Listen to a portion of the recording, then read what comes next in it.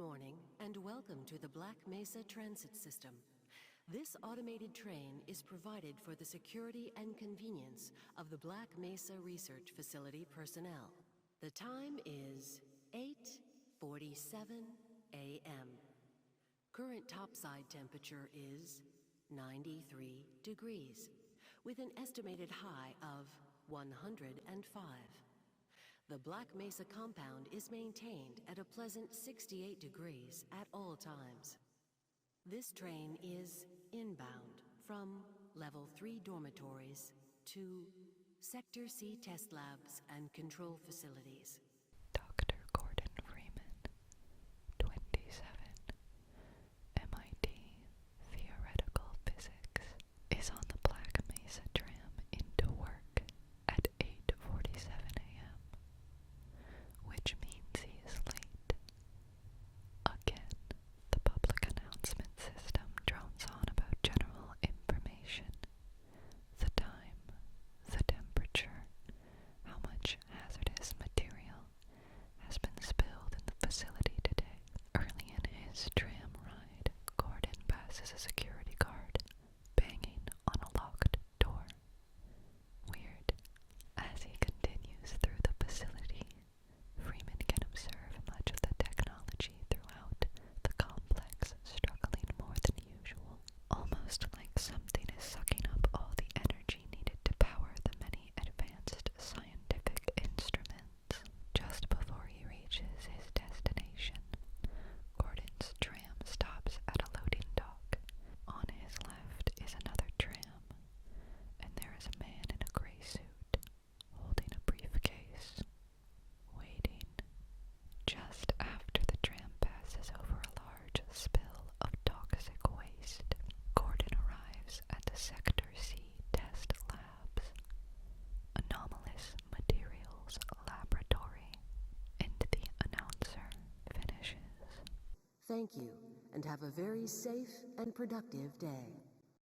Chapter 2, Anomalous Materials.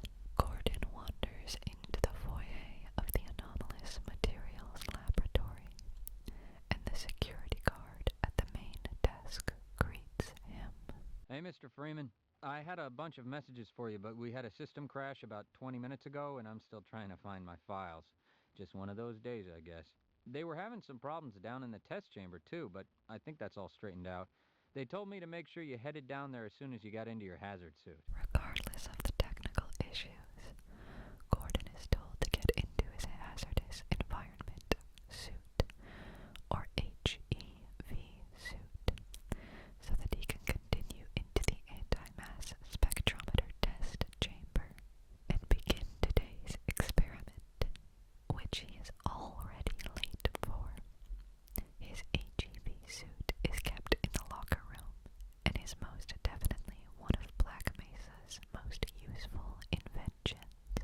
Welcome to the HEV Mark IV protective system for use in hazardous environment conditions. High impact reactive armor activated. Atmospheric contaminant sensors activated. Vital sign monitoring activated. Automatic medical systems engaged. Weapon selection system activated. Munition level monitoring activated. Communications interface online. Have a very safe day. The scientists of the Anomalous Materials Lab work with, you guessed it, Anomalous Materials.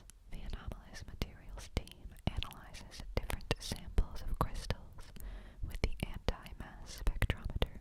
Unfortunately for Gordon, he only has level 3 security clearance, so the origin of the strange crystals has been kept from him. The spectrometer requires a ridiculous amount of energy to run at normal capacity, and as Gordon passes through the control room on his way to the test chamber, some scientists discuss why they must run it at an even higher rate. Ah, Gordon, here you are. We just sent the sample down to the test chamber. We've boosted the anti-mass spectrometer to 105%.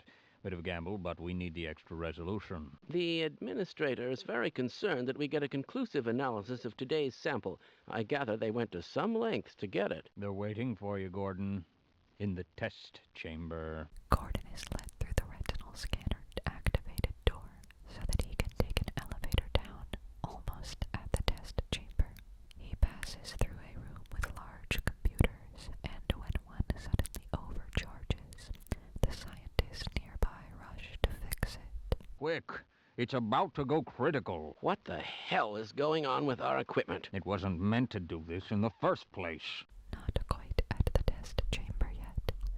Gordon enters the kind of airlock to the chamber and is met by two scientists. Once again, Gordon listens as they bicker about how straining today's experiment will be on their equipment, but he finally learns why the spectrometer has to be at 105%, as opposed to the usual 95. I'm afraid we'll be deviating a bit from standard analysis procedures today, Gordon. Yes, but with good reason. This is a rare opportunity for us. This is the purest sample we've seen yet. And, potentially, the most unstable. Now, if you follow standard insertion procedures, everything will be fine. I don't know how you can say that, although I will admit that the possibility of a resonance cascade scenario is extremely unlikely. I remain uncomfortable with the... Gordon doesn't need to hear all this. He's a highly trained professional. We've assured the administrator that nothing will go wrong. Yes, you're right. Gordon, we have complete confidence in you. So the spectrometer must be pushed over its safe limits because the sample they'll be analyzing is the purest they've acquired so far. They briefly mention something called a resonance cascade, an unlikely possibility of their experiment, but unlikely. There is really nothing to worry about. Finally entering the test chamber, Dr. Freeman is greeted by the voices of two scientists over the intercom from the control room. All right, Gordon. Your suit should keep you comfortable through all this. The specimen will be delivered to you in a few moments. If you would be so good as to climb up and start the rotors, we can bring the anti-mass spectrometer to 80% and hold it there until the carrier arrives. Gordon, are you not hearing me? Climb up and start the rotors, please. Very good. We'll take it from here. Power to stage 1 emitters in 3, 2, 1. I'm seeing predictable phase arrays. Stage 2 emitters activating now. I've just been informed that the sample is ready, Gordon. It should be coming up to you any moment now. Look to the delivery system for your specimen. Overhead capacitors to 105%. Gordon, we cannot predict how long the system can operate at this level, nor how long the reading will take. Please, work as quickly as you can. It's probably not a problem. Probably, but I'm showing a small discrepancy in... Well, no, it's well within acceptable bounds again. Sustaining sequence. Gordon retrieves the crystal and pushes the sample under the anti-mass spectrometer's beam, but the moment he does so, the spectrometer reacts aggressively, and arcs of what looks like green electricity begin to shoot in all directions. As the scientists begin to panic over the intercoms, the last thing Gordon hears is... Shutting down. Attempting shutdown. It's not shutting down. It's not... As the inconceivable happens, a resonance cascade occurs. Dr. Freeman is temporarily transported to an alien-looking place. He sees bursts of an alien world and some creatures that must inhabit it, including some Cyclops-like creatures that crowd around him while he cannot move. Gordon is abruptly teleported back to the anti-mass spectrometer chamber.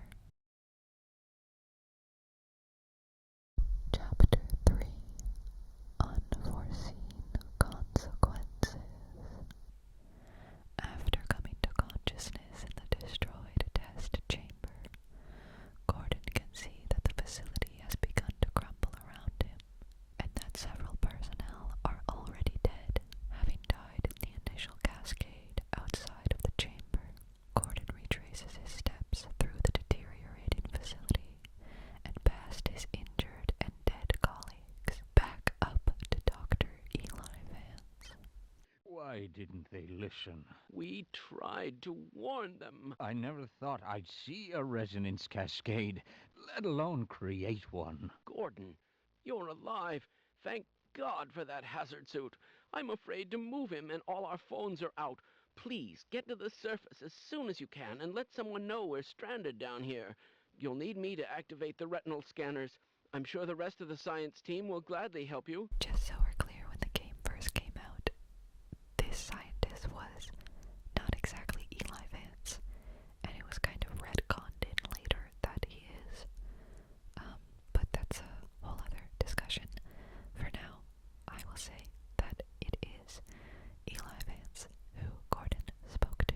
Once he comprehends the severity of the situation, Gordon sets off to find a way to the surface, meeting guards, scientists, and alien hostiles. The resonance cascade seems to have opened some kind of dimensional rift between Black Mesa and the alien world that Freeman was teleported to for a few moments directly after the event.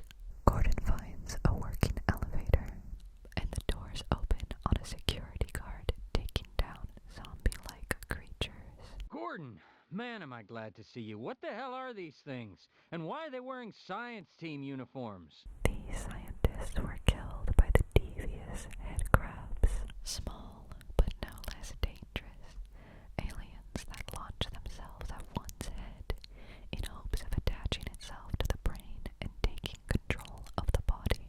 All the more reason to get topside. As he is about to exit the Anomalous Materials lab, Gordon finds a crowbar on the ground. It becomes his main tool and weapon, but also a symbol of his unending and unbreakable determination. Since the tram system is now too damaged to work, Gordon must make his way across the Sector B coolant reserve, now overrun with alien creatures. As Dr. Freeman fights off head crabs, zombies, and other fearsome aliens, like hound eyes, barnacles, and bull squids, he witnesses colleagues literally get dragged to their deaths. Gordon keeps catching glances of the mysterious man from earlier, still in his gray suit, still carrying his briefcase. He seems to be near and around Gordon, but never close enough for Freeman to catch him. Chapter 4: Office Complex. Once he reaches the administration center of Sector D, Gordon finds many Black Mesa scientists and security guards hiding from the alien life forms. Gordon, if I'd known it was you, I'd have let you in. Everyone's heading for the surface. But I think they're crazy not to stay put. Someone is bound to come by and rescue us. These scientists inform him that the military has arrived to rescue personnel, but a lot of them are too fearful to move from their hiding places, content to wait until they are saved. Many of the guards are less enthusiastic about this idea and encourage Gordon to keep going until he reaches the surface. Hey, don't count on the cavalry finding us down here. Head for the surface. Elevators are out of order, but we can still climb. Gordon must avoid the built-in Black Mesa ceiling turrets, which fail to discern employees from enemy hostiles. He also must continue to avoid head crabs, which seem to have quickly invaded all corners of the facility. He also begins to encounter those Cyclops-like beings he saw while temporarily in the alien dimension. These aliens are called Vortigons. Vortigons.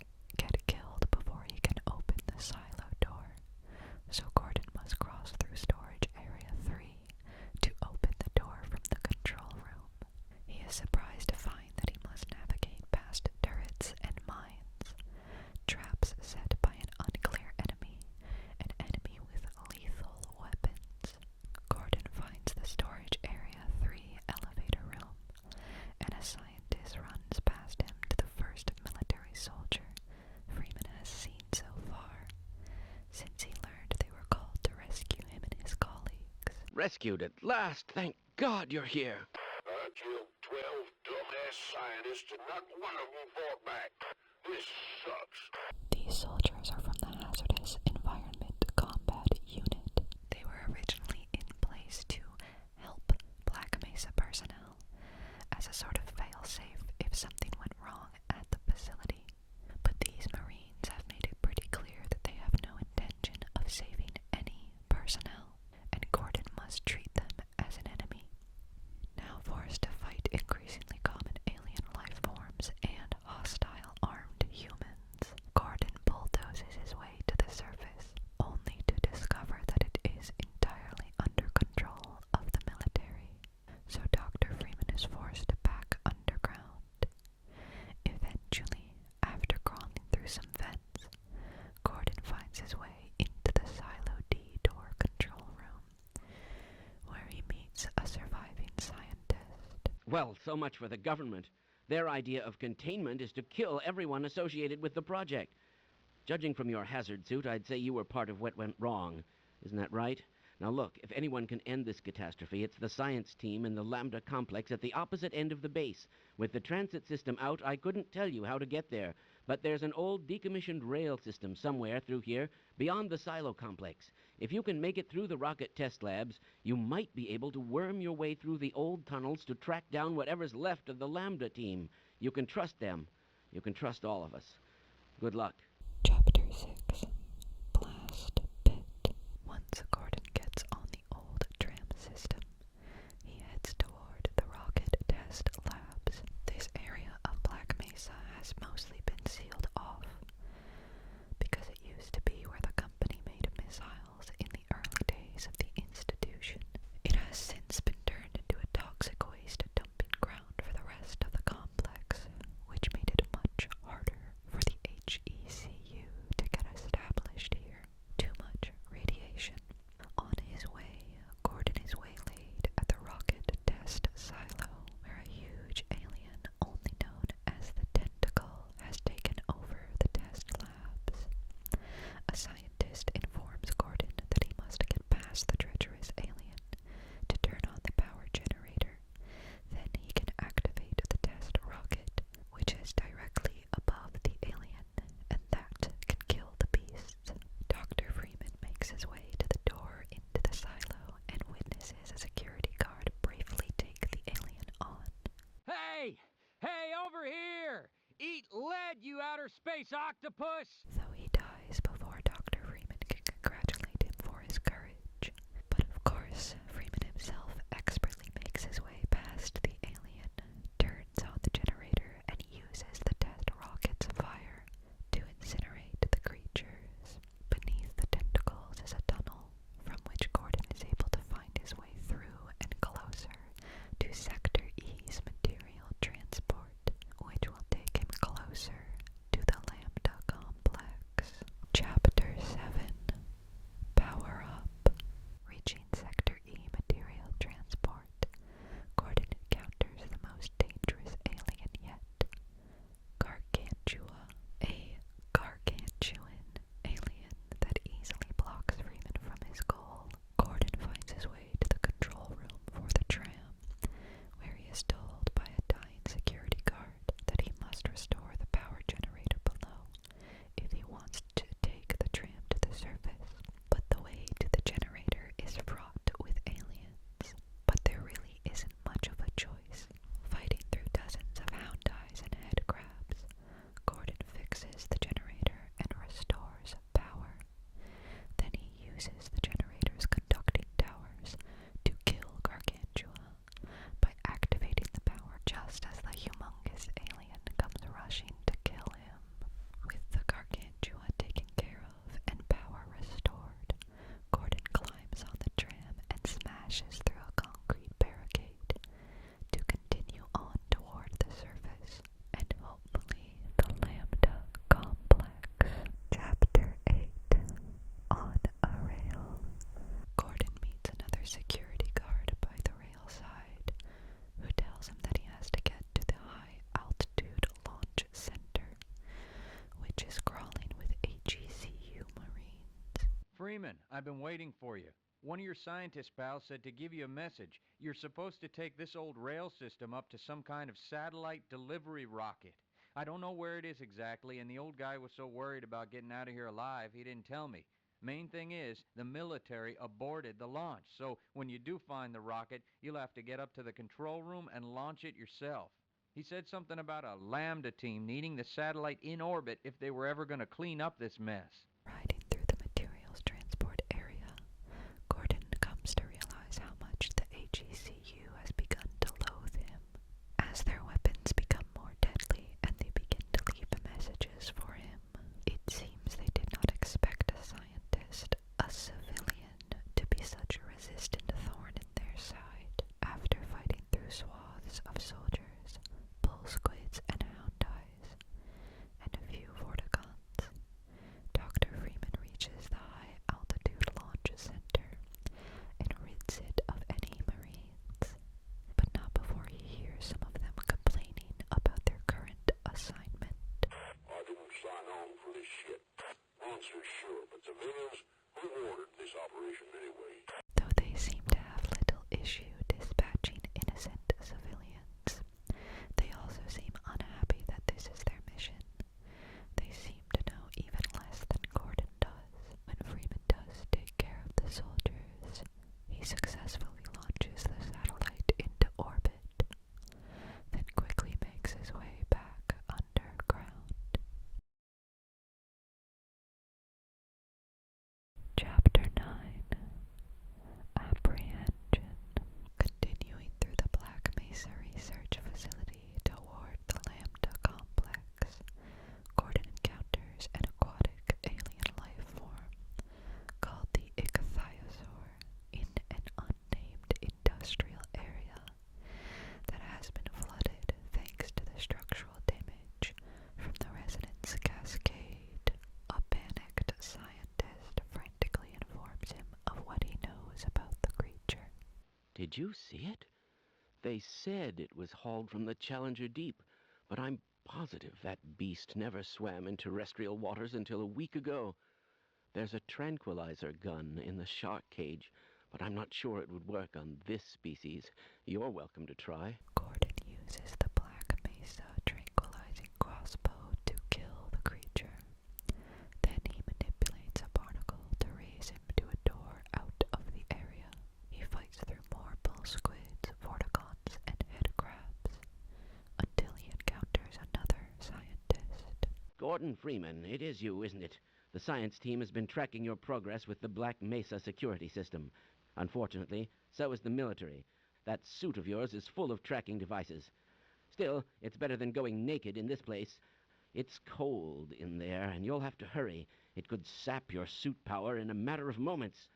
If you're bent on reaching the Lambda complex, then you'll want to keep to the older industrial areas where the security system is full of holes. It's worked for me so far. The scientist reluctantly opens the door for Gordon, and he quickly makes his way through a cryogenic storage area. He wouldn't survive without his HEV suit, not to mention it's already full of head crabs and more vortigons that continue to teleport in. Eventually, Dr. Freeman runs into a security guard. Freeman, right? I've got a message for you. Make sure you don't... Before the guard has a chance to deliver his message to Gordon, he is shot by a soldier, but not one from the HECU.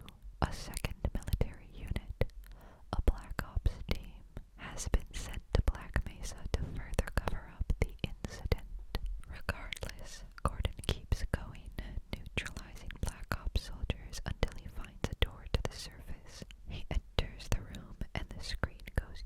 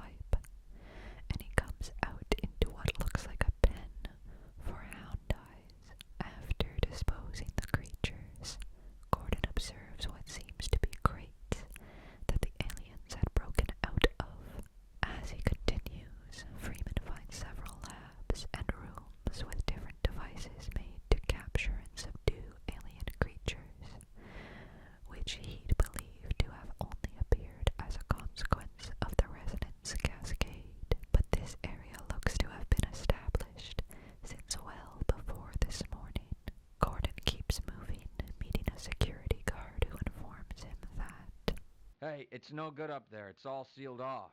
The only way out would be to find someone with scanner access who can open the front door. I'm pretty sure there's a few scientists hiding somewhere in the labs. Maybe with both of us looking, we can track them down and get them to let us out. Gordon makes his way to the upper labs, fighting HECU troops, aliens released from their enclosures, and aliens teleporting in from the other dimension. He comes to some labs dedicated to powering a strong laser. Inside these labs, Gordon overhears an exchange between a scientist and a guard in a nearby room. What is this thing? Some kind of weapon? Put that down. It's a prototype. Man, why aren't we using it? It's much too unpredictable. Don't let it overcharge. What do you mean, overcharge? When he enters the room to see the aftermath of what he just heard, he finds the scientist and guard dead, while some strange device on the floor. Gordon adds the Tau cannon to his arsenal, an extremely powerful and essential weapon to wield for what's to come soon. Gordon activates the laser to destroy a concrete wall and finds his way to the scientists hiding in the lab called Psychosurgery, where several sharp blades spinning wildly in circles have trapped 3 hiding scientists with high enough security clearance to open the doors to outside. Dr. Freeman powers down the blades and escorts one of the scientists to the doors. Well, I'll let you out, but I'm warning you, it's hell out there. It's completely under military control. You'll have to sneak and fight your way from one end to the other, and I don't expect you'll meet many of our peers along the way.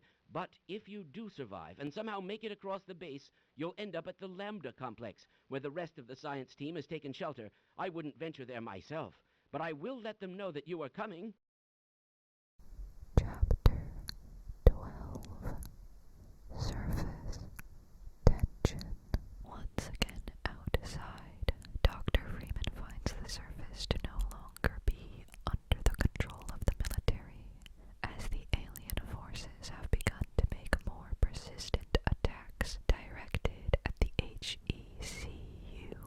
Gordon first makes his way through the Black Mesa hydroelectric dam, controlled by the Marines and guarded by an Apache helicopter, which Gordon easily destroys with the Tau cannon.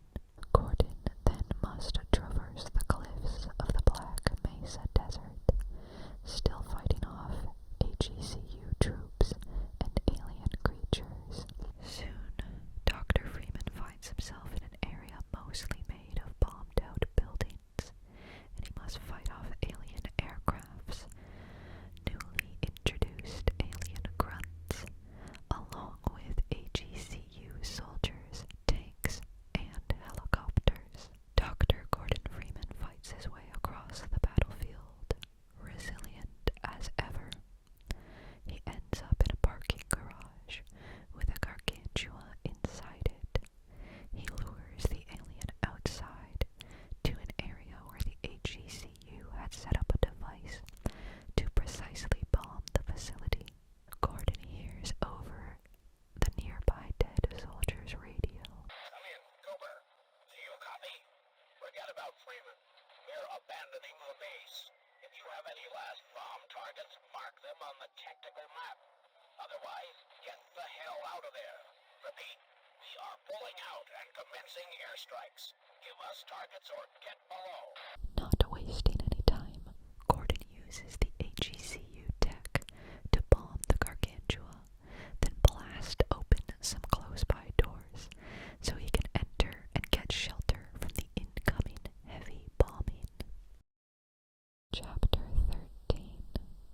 Forget about Freeman.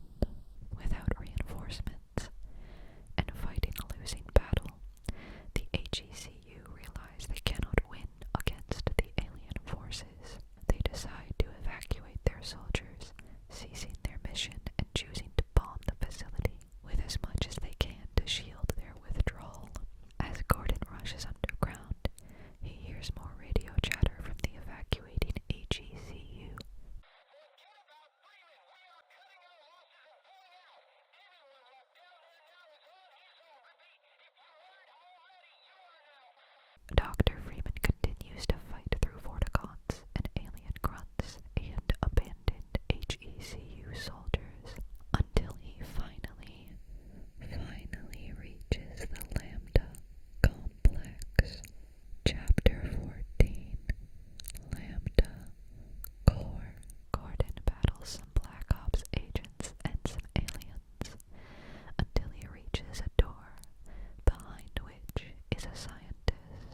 I apologize, Mr. Freeman, but I couldn't risk opening that door until I was sure you'd scoured the area. This is the last entrance to the Lambda complex. Every other has been sealed off to contain the invasion. When we realized that you might actually make it here, we drew straws to see who should stay behind to let you through. Obviously, I drew the short one. My colleagues are waiting at the tip of the Lambda reactor. Waiting for you, I mean. The reactor is shut down right now, but you can activate it on your way up. You'll have to flood the core anyway to get into the teleportation labs. You're not authorized to know about those. But I can see you already know a great deal more than any one man is supposed to.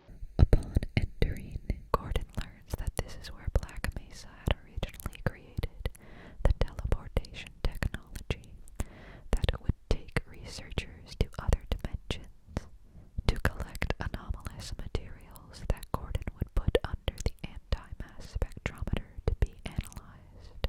Before he makes it to the reactor, Dr. Freeman meets some remaining Lambda personnel. Were you in weapons research too? I built the glue-on gun, but I just can't bring myself to use it on a living creature. You don't look as if you have any trouble killing things. New weapon acquired. Glue-on gun. He'll need it as he moves on to flood the reactor, which is overrun with more aliens, like the rest of the facility. But now their assaults are more focused on Freeman and the Lambda team, since the HECU evacuated. Gordon manages to defeat the aliens and flood the reactor so that he can make his way to the Lambda Core at the top. A scientist and a security guard await him. Gordon Freeman, you finally found us. So this is the guy. We thought you'd never make it. This is the supply depot for our first survey team. Quite a few handsome specimens were collected from the border world and brought back this way, before the survey members started being collected themselves, that is. We suspect there is an immense portal over there, created by the intense concentration of a single powerful being. You will know it when you see it. I hate to say this, Gordon, but you must kill it if you can. Yeah, you'd better kill it. Of course, you owe us nothing, Mr. Freeman, but you've come this far. You know as much about these creatures as anyone. Enough to know that if you don't wipe it out, there won't be much for you to come home to. Yes. So, if you're willing, my colleague is waiting for you at the main portal controls. He will open the gates for you, Mr. Freeman. Do hurry. Don't forget to gear up, and I'll cover you while you're waiting for that portal to warm up. This, Mr. Freeman, is a long-jump module created expressly for navigation in the world beyond. I certainly hope you received long-jump training, because once you're in Zen, you will need it. I would advise you to practice before crossing over. Assisted by the new long jump module, the name self-explanatory, and with some impressively powerful weapons, Gordon restocks on ammo, fills up his health and armor, and makes his way to the teleportation chamber. Once Gordon is ready, the scientists begin to open up the portal to the border world dimension, one had called Zen. But while it's powering up, alien controllers attempt to hinder their efforts by attacking their team. Luckily, they're unsuccessful, and Gordon jumps into the portal as soon as it's opened, determined to confront the being keeping the fissure between their worlds open. Chapter 15. Zen. Entering the border world, Gordon comes into contact with many of the aliens that he fought back in Black Mesa, but presumably in their natural habitats. The ecology, landscape, and atmosphere of Zen is just as strange as the creatures which hail from it, making Gordon the odd one out. There are strange pools of some kind of translucent liquid that can slowly heal humans to full health, which Gordon takes full advantage of when necessary. Zen seems almost empty otherwise, consisting of a void of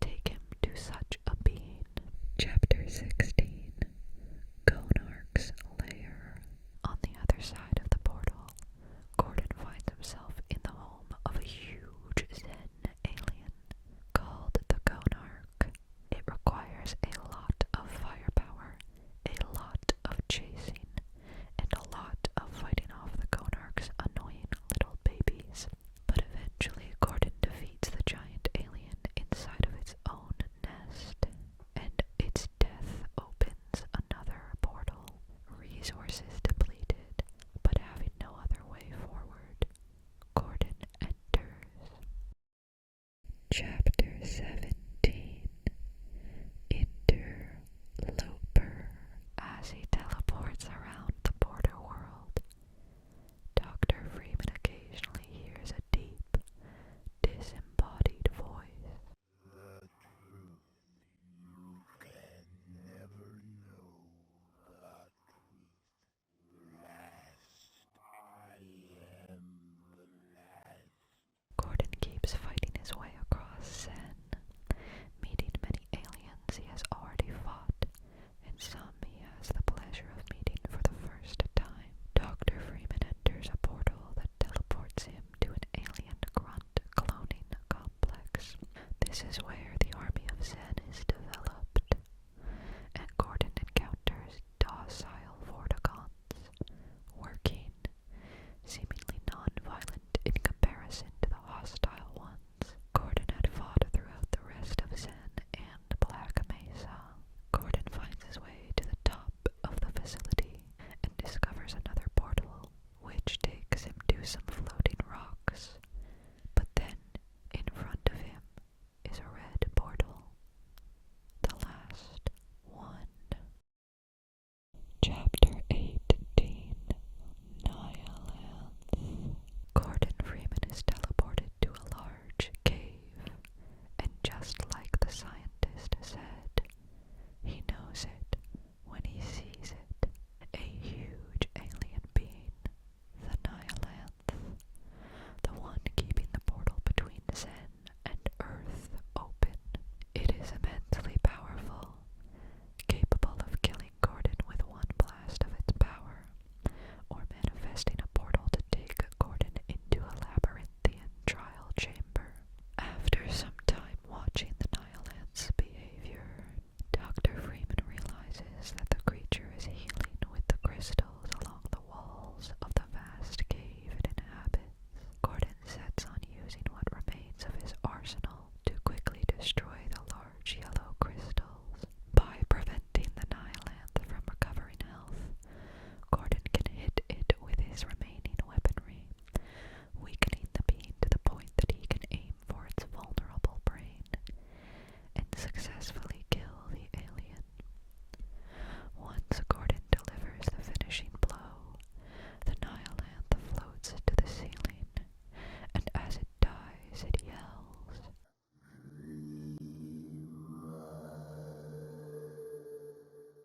Its last effort is manifesting several portals until it explodes in a green flash that forces Gordon unconscious. Epilogue. G-Man. When Gordon regains consciousness, he wakes to the sight of the mysterious man in the gray suit from earlier when he was on the tram and throughout his journey to Lambda.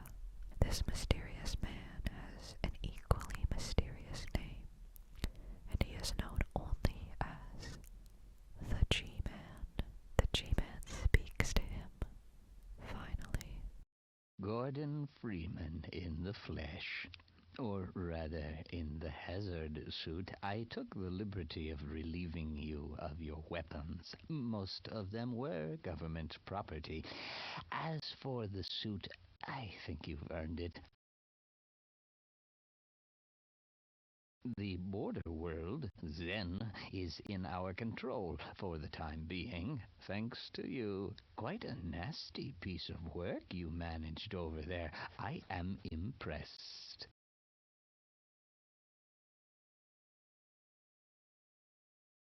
That's why I'm here, Mr. Freeman. I have recommended your services to my employers, and they have authorized me to offer you a job. They agree with me that you have limitless potential. He calmly informs Gordon of this, like this is a business deal. At last, G-Man and Gordon are teleported to a tram car, just like the one Gordon had taken into work this morning, except this one seems to be traveling through space at a tremendous speed. You You've proved yourself a decisive man, so I don't expect you'll have any trouble deciding what to do. If you're interested, just step into the portal, and I will take that as a yes. Otherwise, well, I can offer you a battle you have no chance of winning. Rather an anticlimax after what you've just survived. Time to choose. The tram door opens and a portal appears. Gordon accepts the job and enters the portal. As Gordon floats through a seemingly endless nothingness, the G-Man leaves him with one last line. Wisely done, Mr. Freeman. I will see you up ahead. Text appears which tells us that Gordon's story is far from over. Subject: Freeman. Status: hired. Awaiting assignment. We will see more of Gordon in the future, I promise you, don't worry. But there's still much more to examine about this incident from the perspective of others throughout the facility. And our next perspective is from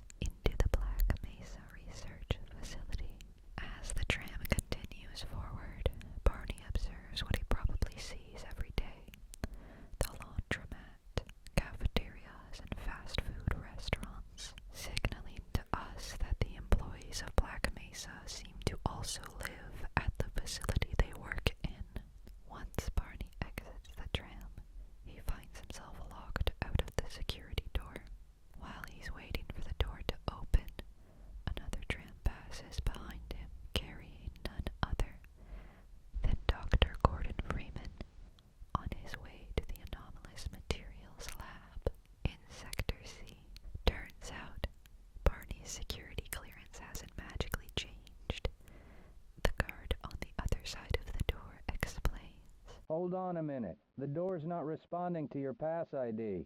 Let me see if I can get it open on this side. Okay, I think I got it. Chapter 2, Insecurity. Sorry about that, Calhoun. We've been having problems all over the facility this morning. System crashes, security malfunctions. It's a wonder this whole place hasn't shut down yet. These are the words Calhoun hears as the door finally opens to let him into the main security headquarters. When Barney arrives at the main desk, the guard there makes a remark that insinuates Calhoun's running a little late thanks to the door malfunction. Nice of you to show up this morning, Calhoun. Yeah, I know. Problems with the access system. Hope you're ready for a long shift. To start his shift, Barney stops at the armory to get his gun and body armor. He might even stop at the security surveillance center, where he can see Gordon Freeman on his way to retrieve his HEV suit, and Dr. Gino Cross preparing a sample GG3883 to be sent up to the anti-mass spectrometer test chamber. Once he returns to the main security office, the guard behind the desk, I assume he's like in charge, informs Calhoun. Uh-oh, now what? Looks like some people are having problems with the main access lift in Sector G. Why don't you go over there and see what you can do? Barney sets off to do the most exciting form of guard work, elevator maintenance. As he leaves the main office, he hears a scientist complaining about how there are so many downed security systems that he can't even get into his office, claiming he has a very important report to get to the administrator within the hour. On his way to the tram, Barney sees more scientists and guards trying to repair computers throughout the facility. Calhoun makes his way to the tram that will take him to Sector G, but finds it, like seemingly everything else in this facility, not working. A nearby scientist explains. If you're waiting for the tram to Sector G, then you're probably better off walking it. I overheard someone say that all the trams on this end of the facility are having problems. Calhoun takes the maintenance tunnels to walk to Sector G.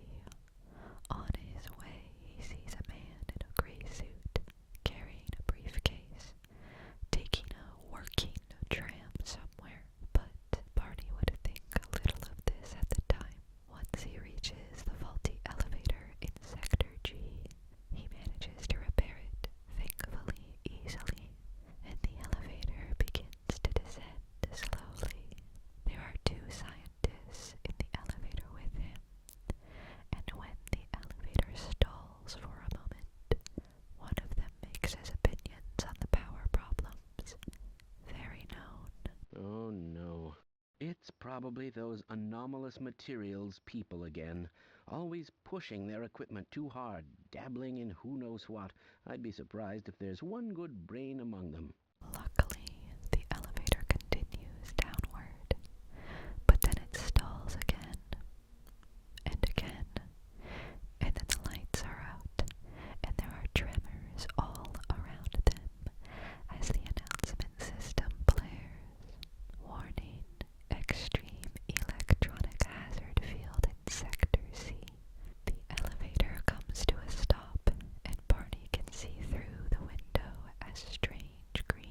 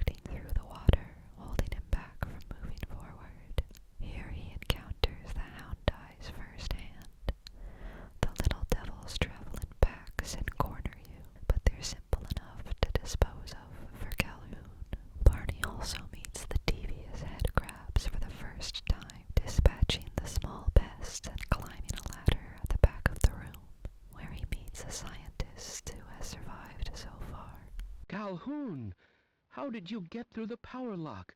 Well, it doesn't matter. The only other way out of here is through the canal. If you do make it to the surface, don't tell anyone I'm down here. I think they're trying to kill us all.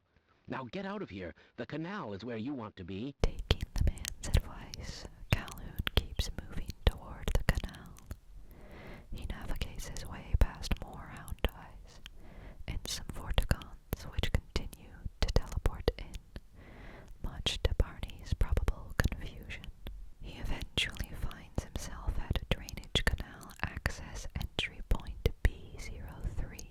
He fights off more vorticons as he traverses the waste crushing and disposal maintenance shafts. Barney finds the canal access exit ladder broken and realizes he must find another way out. Still looking, Calhoun slowly becomes familiar with these alien creatures as he traverses the facility, and he is next forcibly introduced to bull squids and zombies, scientists and other personnel whose bodies are being controlled by head crabs.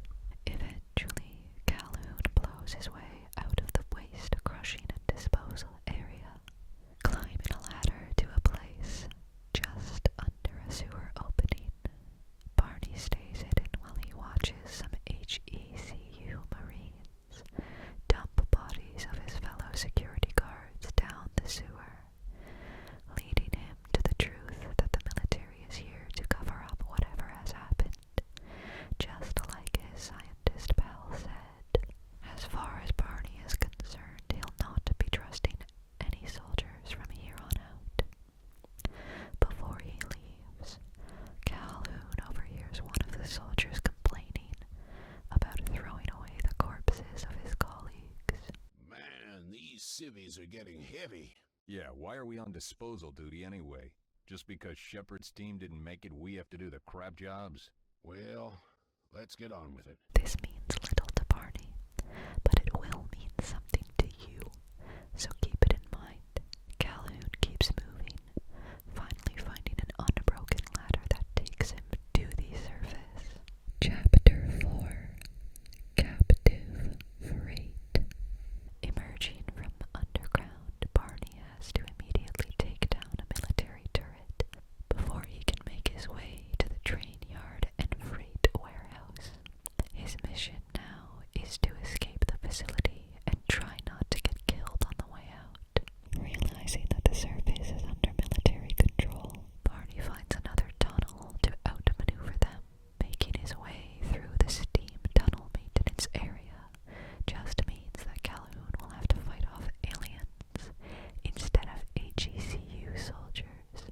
After making his way through the maintenance tunnels, Barney ends up in the basement of the freight warehouse. He kills several HECU Marines who are surrounding the warehouse office, where a Black Mesa scientist has barricaded himself inside. When Calhoun enters the office, the scientist thanks him. I appreciate your help, but I'm afraid those bastards did their damage already. If you were trying to reach the freight yards in hope of escaping, then just forget about it. The military is rounding up everyone and everything they can find, and either killing them or bringing them up here for questioning. So much for a rescue. A colleague and I came up with our own plan for escape, and we were on our way to one of the old prototype labs when we ran into them. But listen to me. If you still want to get out of here alive, your only hope may be to find my friend. If you can get past the soldiers, find Dr. Rosenberg. With him, you may have a chance to get out of this place. With his dying breath, the scientist gives Barney just the information he needs to escape Black Mesa successfully. Hopefully, to reach Dr. Rosenberg, Barney has to fight his way through tons of HECU tanks and soldiers, all throughout the freight warehouse and yard.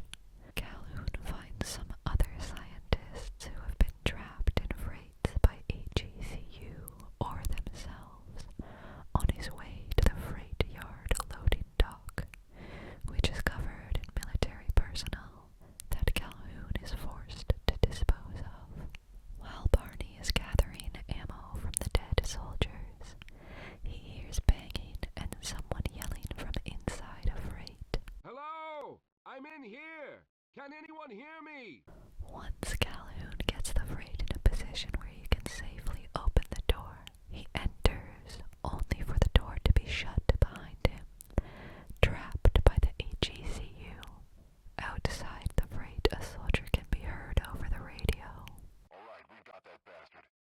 status on Freeman?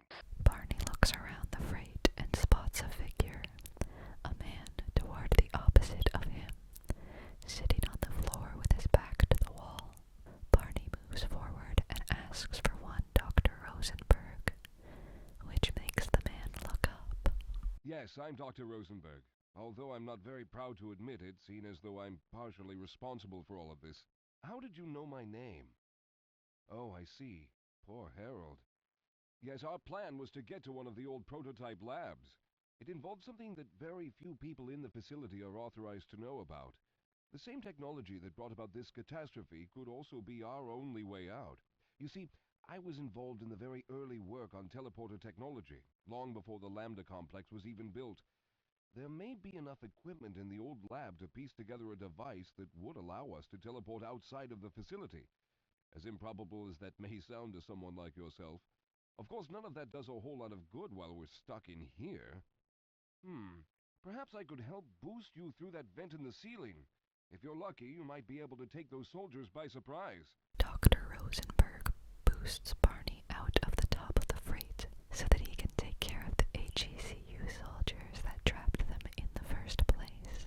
Once the Marines are taken care of, Calhoun and Rosenberg make their way backward to where Barney met Harold. Calhoun uses his crowbar to break through some plywood to access the decommissioned area with a sign that labels it Section A-17, Prototype Labs, High Security Access Required. Barney and Rosenberg enter the elevator that will take them to the prototype labs, so they can find a way to escape. As the elevator descends, Barney has his first moment to try and process the events he's been through, and Rosenberg mentions, We should have chosen the Lambda reactor for an escape, but the crew there is bent on fighting the creatures, with all their hopes set on someone named Freeman. Let those fools try and fight a battle they can't win. I just want to get out of here. Focusing back in on his mission, Calhoun finds a security office at the entrance to the labs and restocks on ammo and armor while Dr. Rosenberg opens the door. Well, I hope the old security system is still active. With any luck, my fingerprint ID is still valid and on file. This lab is noticeably older than the other areas of Black Mesa we visit, where they have updated to retinal scanning rather than fingerprints. We'll see inside that the HEV charging stations and first aid stations look different as well. Barney and Rosenberg arrive in the lab proper and find some of Rosenberg's scientist colleagues, Walter and Simmons, already there, reassembling the technology to the best of their abilities, without Rosenberg's expertise. Calhoun and Rosenberg enter the chamber that holds the prototype teleporter, and Barney watches as Rosenberg quickly begins the process of powering up the teleporter, while explaining what needs to happen for them to be able to escape. Well, it looks like the equipment is in better shape than I expected. Unfortunately, this older technology does not have the ability to target an Earth destination in its current state.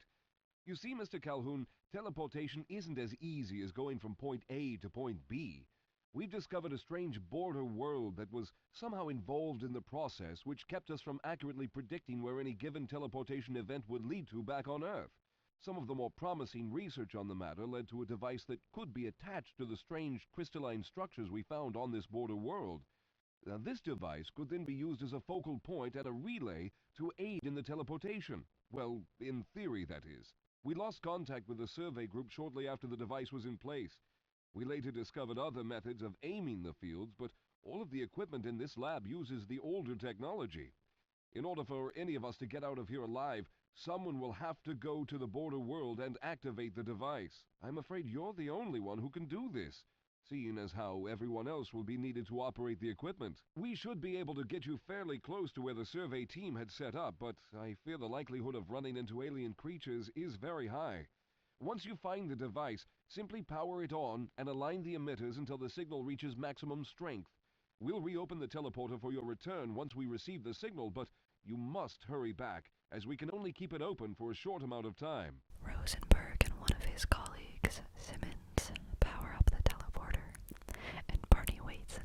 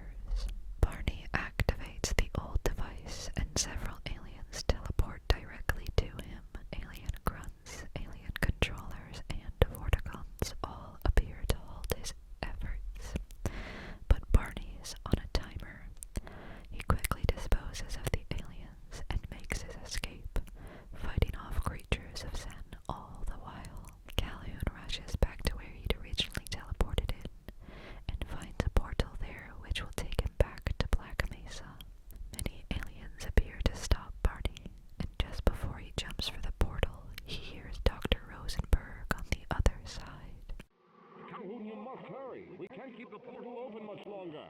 Barney sees nothing, and then the wall of the prototype labs comes into view, and he hears Dr. Rosenberg addressing him again, congratulating him. Good job, Mr. Calhoun. We began to worry when you didn't come back for some time, but it looks as though you were able to get the device operational. The signal we're getting is very strong, but I'm afraid I have some bad news. The power reserves were just enough to open the field for your trip to the border world. If we plan on keeping the teleporter open long enough to calculate a safe exit point and allow time for everyone to go through, someone will have to go to the lower level and retrieve another power cell. A few of our colleagues went down there a while ago, but we haven't heard from them since. I can only fear for the worst. I hate to keep putting you in this position, but you must realize that if someone doesn't go down there, then none of us will get out of here alive. Besides, you're the best equipped to deal with any dangers that may be waiting.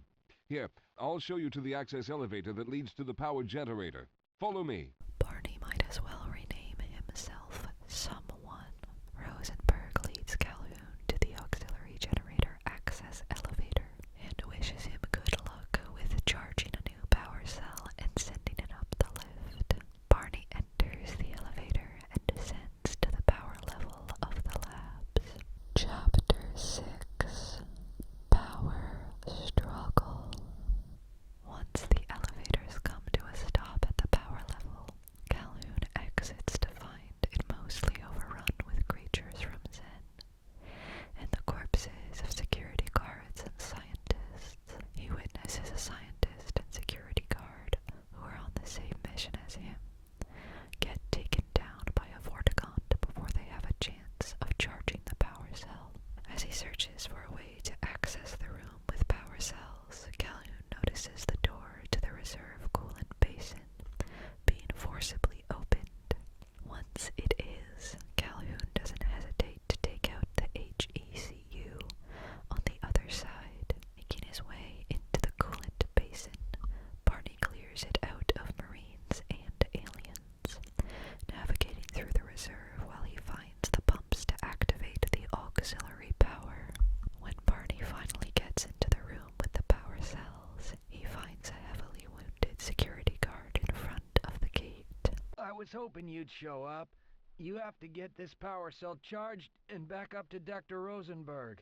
I'd help, but I'm hurt pretty bad. You can probably push the power cell through the fence into the charging station behind me. Let me see if I can get out of the way. Once he stands, he falls and dies. But now Calhoun is free to charge the power cell in the power cell charging station, which he does as fast as he can, before sending it up to Rosenberg on the power cell delivery lift. He then gets back to the elevator that took him down, ascending back to the prototype lab, and hopefully escape. Chapter 7. A Leap of Faith. As soon as Calhoun returns from the power level, Dr. Rosenberg is waiting for him. Calhoun, you did it! We've already begun preparing the device with the fresh power cell you sent up. This time, however, the process is going to be a bit more complex, so I'll need you to help me in the main room. Let's hurry. There's no time to waste. They re-enter the main chamber, past Walter and Simmons, who are getting the power cell ready in the generator room. Rosenberg tells Calhoun to go up to the control room and activate the main power, and to stay up there. Once the process has started, you'll also need to release the damping locks each time the system has charged in order to open the displacement field. But don't worry, Mr. Calhoun. The process is simple, and I'll let you know when you need to do something. Barney gets to the control room and activates the main power switch. Rosenberg says something about the interloping resonance coils achieving focus as he powers up the device, while Barney waits for further orders.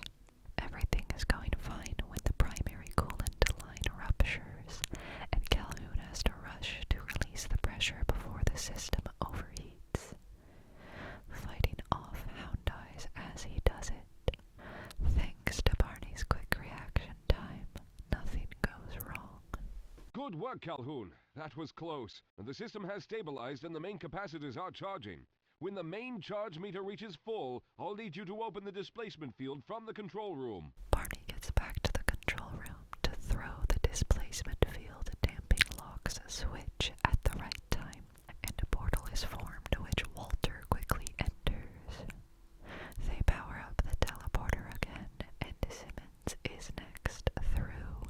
As Rosenberg powers up the device again, he tells Barney, I'm going to go through next, but don't worry, Mr. Calhoun. I've set the system to automatically start the charging sequence once I've made it through. Just wait for the levels to reach full again and open the field like you've been doing. Then Rosenberg is gone, teleported to relative safety while Barney diligently waits for his turn to escape. But of course, like the rest of his day, nothing can go right for Calhoun. His shift just getting longer and harder. Once Calhoun readies the teleporter for his own escape, some HECU soldiers manage to break in at the last moment. Thankfully, they're too weak and too late to stop Barney as he takes them down while he runs from the control room and jumps into the portal. Chapter 8, Deliverance. Barney is teleported to just outside the Black Mesa South access tunnel, where he sees Walter breaking open a large gate with a crowbar, and Rosenberg and Simmons trying to fix a nearby car and further escape, but Calhoun can't move. Once again, the first thing Barney hears as he comes out of teleportation is Rosenberg's voice. Ah, there he is. Calhoun, you've arrived. When you didn't come through right away, we thought that Oh no, there's something wrong here. Simmons, come look at Calhoun.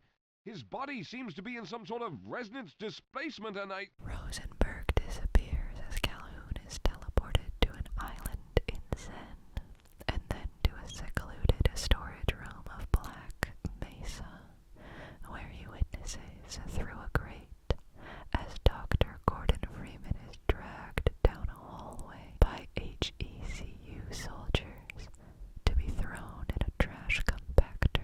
Before he can do anything about it, Barney is teleported back to Rosenberg. Oh, thank God you made it. I was worried that a malfunction occurred at the last moment and you might have been caught in an infinite harmonic reflux. And if that's the case, then you're lucky to be standing here. Then again, we're all lucky. Thanks to you, however, we were actually able to pull off this harebrained idea. We made it, Mr. Calhoun. We made it. Finally in a position to get going, Walter opens the gate and the game fades to black. Text briefly appears on screen. Subject: Calhoun. Status: out of range. No further comment. There will be more Barney Calhoun in the future. He has a lot going for him,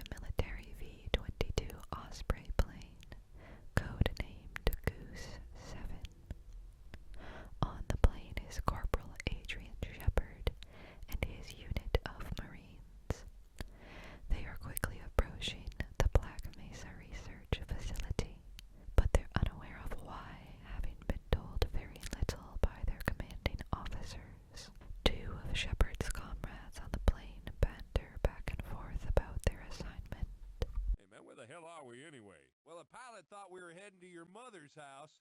So far, this all looks familiar. Yeah, that's real cute, Jackson. Anytime, anywhere. Hey, man, you smell that? Smell what? Smells like another babysitting job to me, man.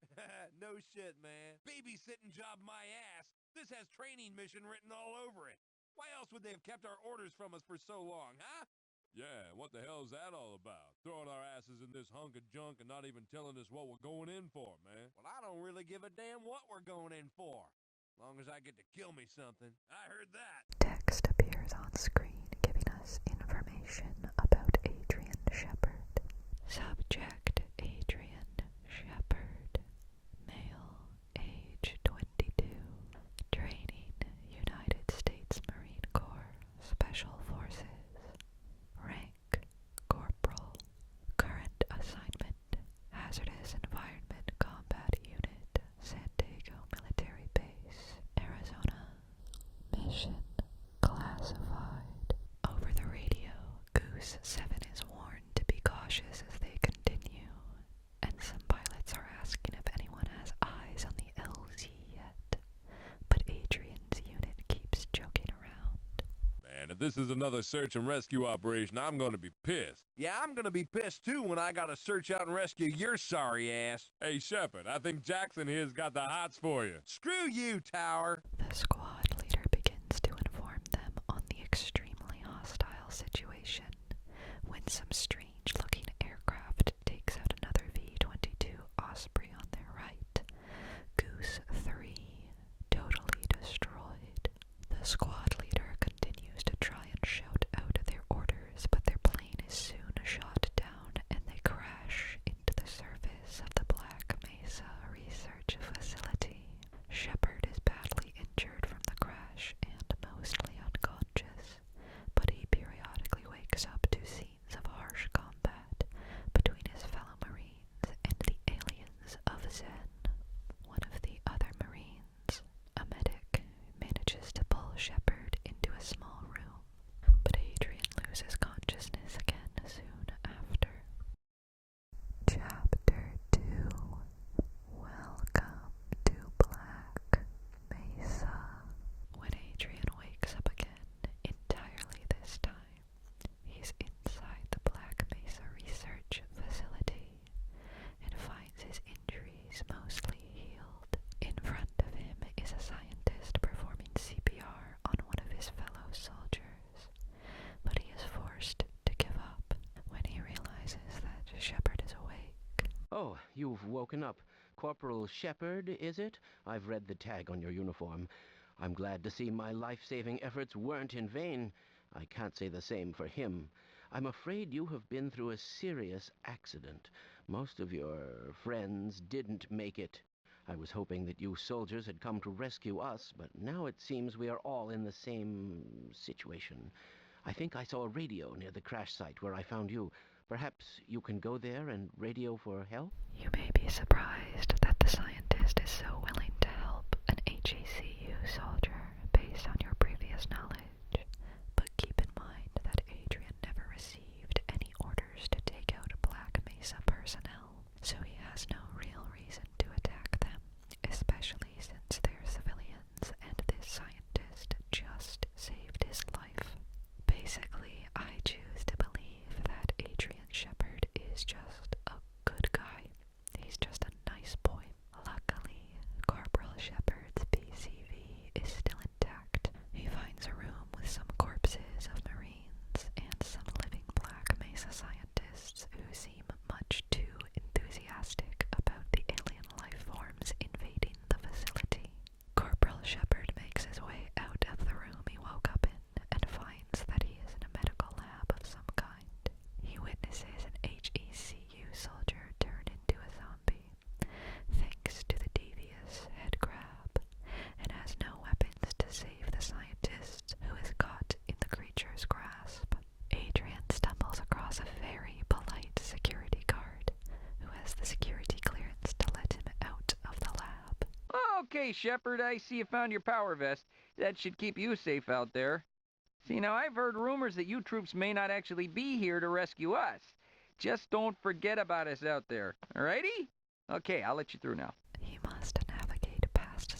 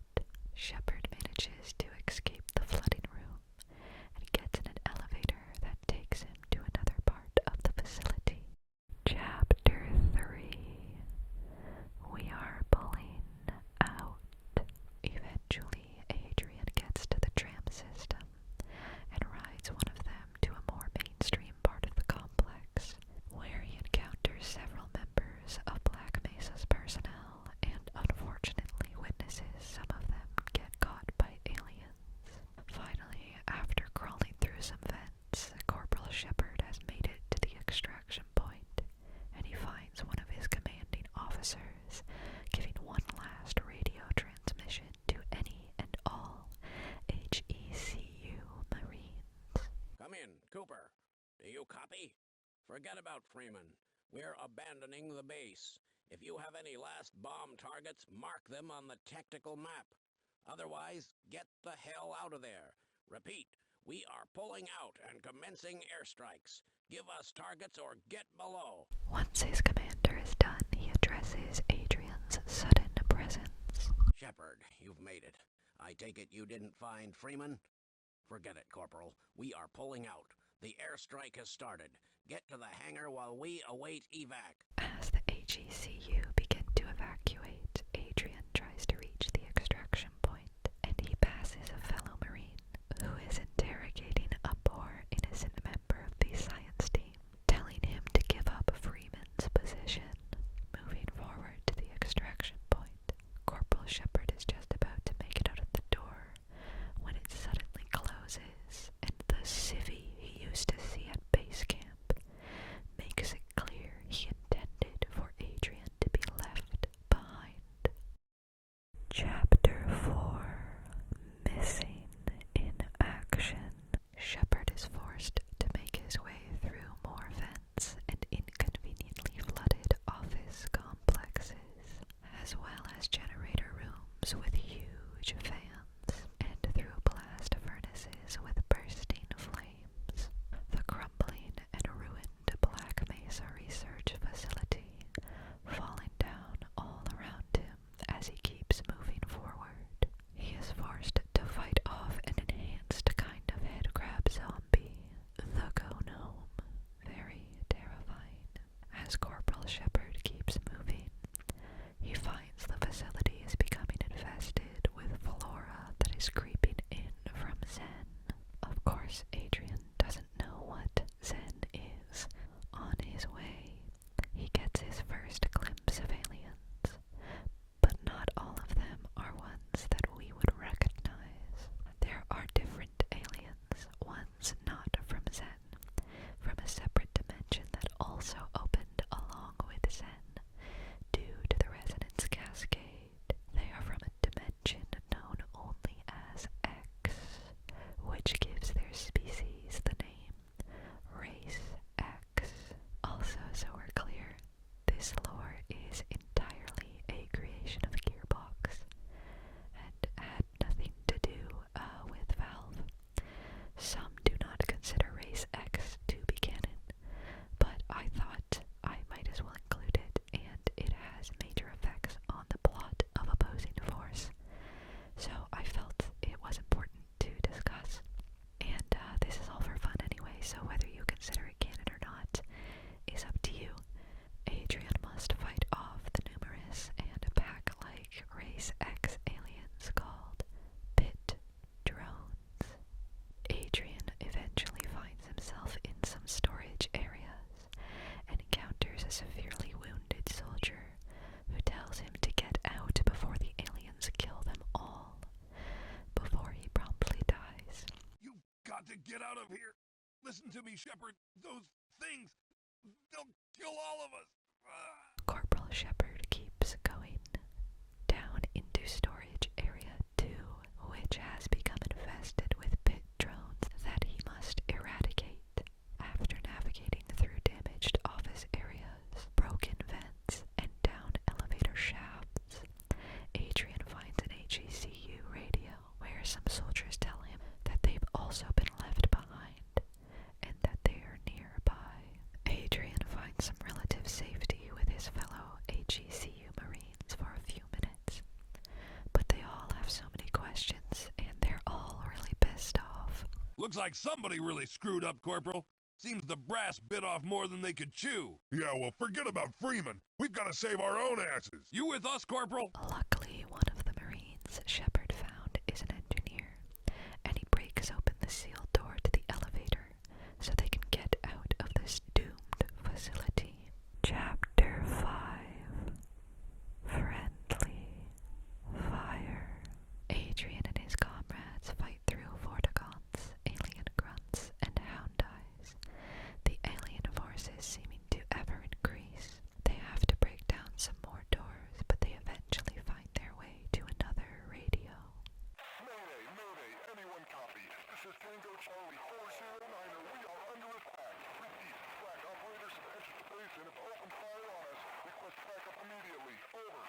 With the ominous warning of possible Black Ops agents, Corporal Shepard moves forward, finding his way to the surface where he meets an HECU medic nearby a door labeled Secure Access, Lambda Sector Transport. Shepard, what the hell were you doing down there? Listen, we need to get our asses down to the extraction point near Lambda Sector. With any luck, we'll even get a shot at Freeman on our way out. Now, this transit system should take us there, but the door is sealed up pretty tight. Jeez, where's an engineer when you need one? Shepard goes into the nearby building labeled Ordnance Storage Facility. Inside, he finds those Black Ops agents that he was warned about earlier on the radio. It's not easy, but Shepard manages to get rid of them. Adrian finds another Marine, an engineer in a room of the storage facility. It seems he tried to hide himself and he's in desperate need of medical aid. So Shepard fetches the medic from outside.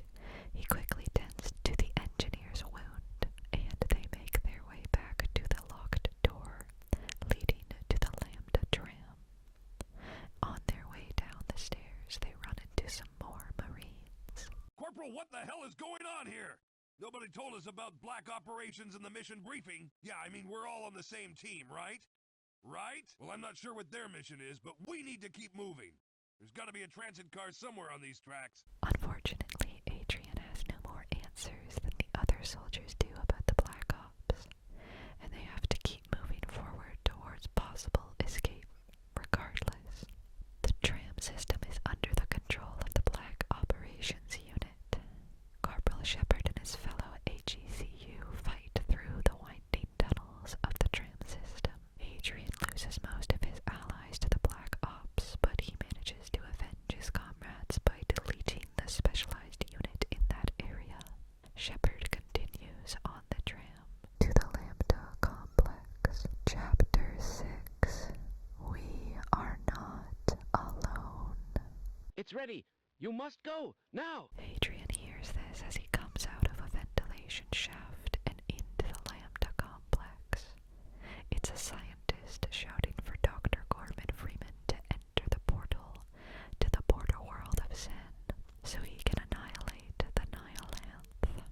Adrian doesn't really know about any of that, but then he hears the scientist shout again. Hurry up, Freeman! I can't keep it open forever! Freeman. Corporal Shepard quickly finds his way to the Lambda Core, frantically pressing the button to open the door, and witnesses Freeman enter what looks to be a strange portal. He only sees this briefly before Shepard is attacked by several alien controllers who were originally there to stop Freeman, but have set their sights on Adrian in his absence. Adrian is forced to enter a portal to the border world of Zen, though luckily only very briefly. He has to navigate the bizarre floating islands and endless void of Zen, defending himself against any native hostile fauna. On one island, Adrian hears a sound similar to the one he heard when he entered the portal, followed by a normal human yell of someone falling. A Black Mesa scientist falls out of the sky and lands in front of Adrian, dropping a weird-looking device. Adrian picks up what he doesn't know is called the Displacer Cannon, a device that can damage others severely, or, well, displace beings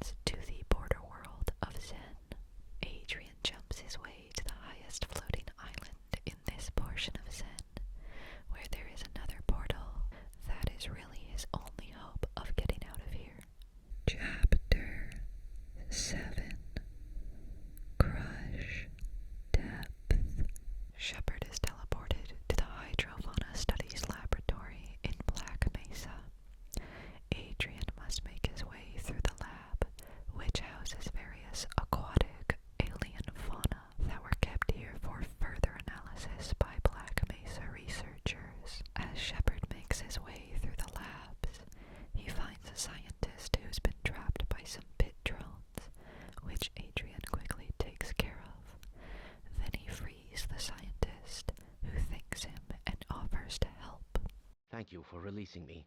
I can help you access any secured area in this lab. Shepard and the scientist make it past one door before the scientist is killed by an electrical surge, and Adrian is forced to find a way through the upper vents infested with pit drones to get into a room with a glass roof that shows off the underwater labs. It also houses another teleporter. This one seems to either be severely damaged or unstable, because it begins to teleport random parts of the building outside before it manages to lock onto Adrian and teleport him into the outer water. He finds some vents on the wall that take him to some maintenance areas where he must fight off pit drones, zombies, gnomes, and some devious head crabs. He eventually reaches an area of the labs where he can see out of a window that the building he's in is still enclosed in water, and that there is something out there swimming in it. No doubt alien, no doubt dangerous, and no doubt raring to get in Corporal Shepard's way.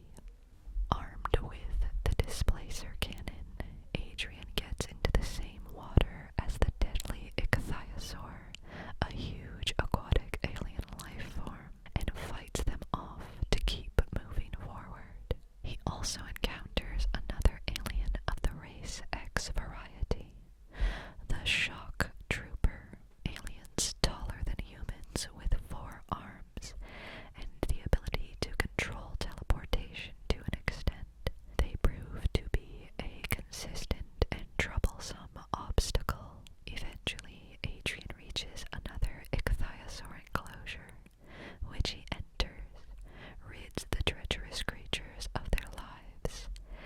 Then he swims into the vent in the ceiling, which will hopefully get him out of this place. Chapter 8: Vicarious Reality. Corporal Shepard finds his way to the Sector E biodome complex of Black Mesa through the biodome drainage system. This region of the Black Mesa Research Facility has multiple large enclosures tailored to certain alien specimens. Adrian fights past head crabs, pit drones, more shock troopers, which are becoming frighteningly common, and eventually ends up in an enclosure where a new and more terrifying alien first shows itself. The Voltacore. This beast is best taken down fast and with Adrian's more powerful weapons. Shepard finds his way into a part of the facility where smaller alien specimens were kept. Head crabs, hound eyes, bull squids, and even some snark nests. Adrian finds another enclosure, this one housing a lot of hound eyes, but Shepard cuts through them with his gun. Adrian finds another lab containing more alien fauna, but also an alien weapon that shoots some kind of incredibly damaging spores. It is appropriately named the Spore Launcher, and this weapon is actually a living thing. It's an infant shock trooper, but the little guy is so cute, and I love him, and he must be protected at all costs. Shepard makes his way through another observation area and finds another lab, this one holding a hologram message from a Black Mesa scientist to one of his colleagues. Ah, yes, Walter. We were finally able to successfully detach one of the barnacle creatures from its point of gestation. As before, we were still only able to coerce the creature into latching onto organic materials. Unfortunately, the administrator has called me down to the Anomalous Materials lab this morning for an important experiment, so I don't have any time to further my analysis.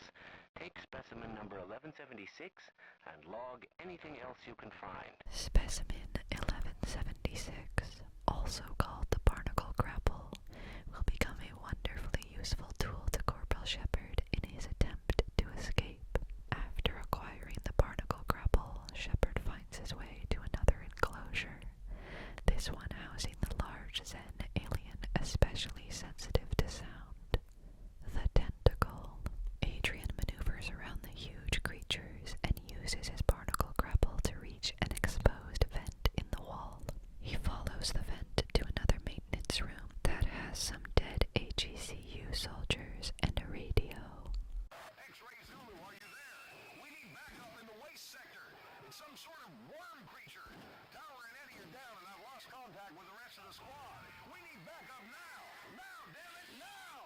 Shepard moves, making his way into a vent that luckily takes him to the Waste Station 01 Toxic Disposal Basin.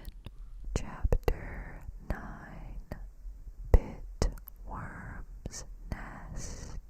Corporal Shepard comes to Waste Processing Area 3, and he finds the bodies of many fallen HECU soldiers. Adrian gets to the end of the hall and sees the enormous Pit Worm. A towering alien from Dimension X has made its base in the main toxic disposal basin. The giant creature is blocking the bridge that he needs to activate from extending, and he must find a way to kill it. Adrian finds a way to the basin control room, where he can flood the place with toxic waste and hopefully kill the Pit Worm. First, he must activate the steam vent and the pressure valve, both of which are located very close to the monster, and Shepard must carefully maneuver his way to the activation switches. Then he has to turn on the primary pump gearbox, which is luckily not located directly beside the Pit Worm, but in Waste Station 02. Once he turns the gearbox pump on, Corporal Shepard makes his way back to the control room and hits the toxic flush waste, then watches as the Pit Worm succumbs to the hazardous material. Finally, Adrian activates the bridge to get across and manages to end up in some sewers of the Black Mesa Research Facility. Chapter 10, Foxtrot Uniform.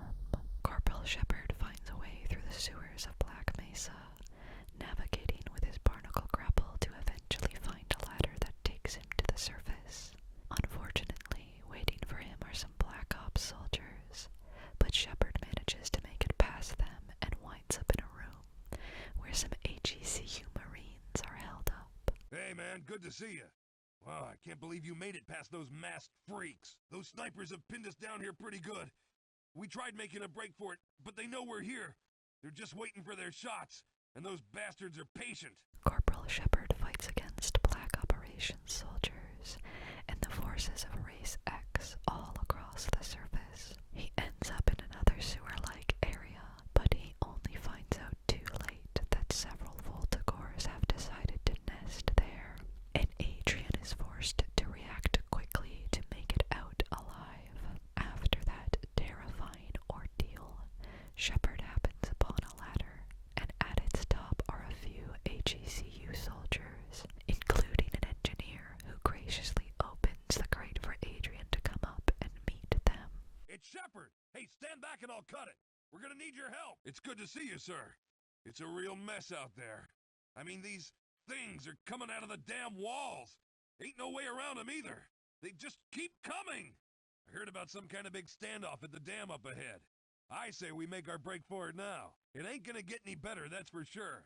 And I bet they could use our help. Corporal Shepard and his fellow soldiers take on the forces of Race X, Voltigores, and shock troopers before they manage to get to the hydroelectric dam that Gordon Freeman came across earlier. By now, a gargantua is guarding the bridge, but thanks to some HECU soldiers who had previously set up explosives, Adrian manages to explode and kill the huge alien.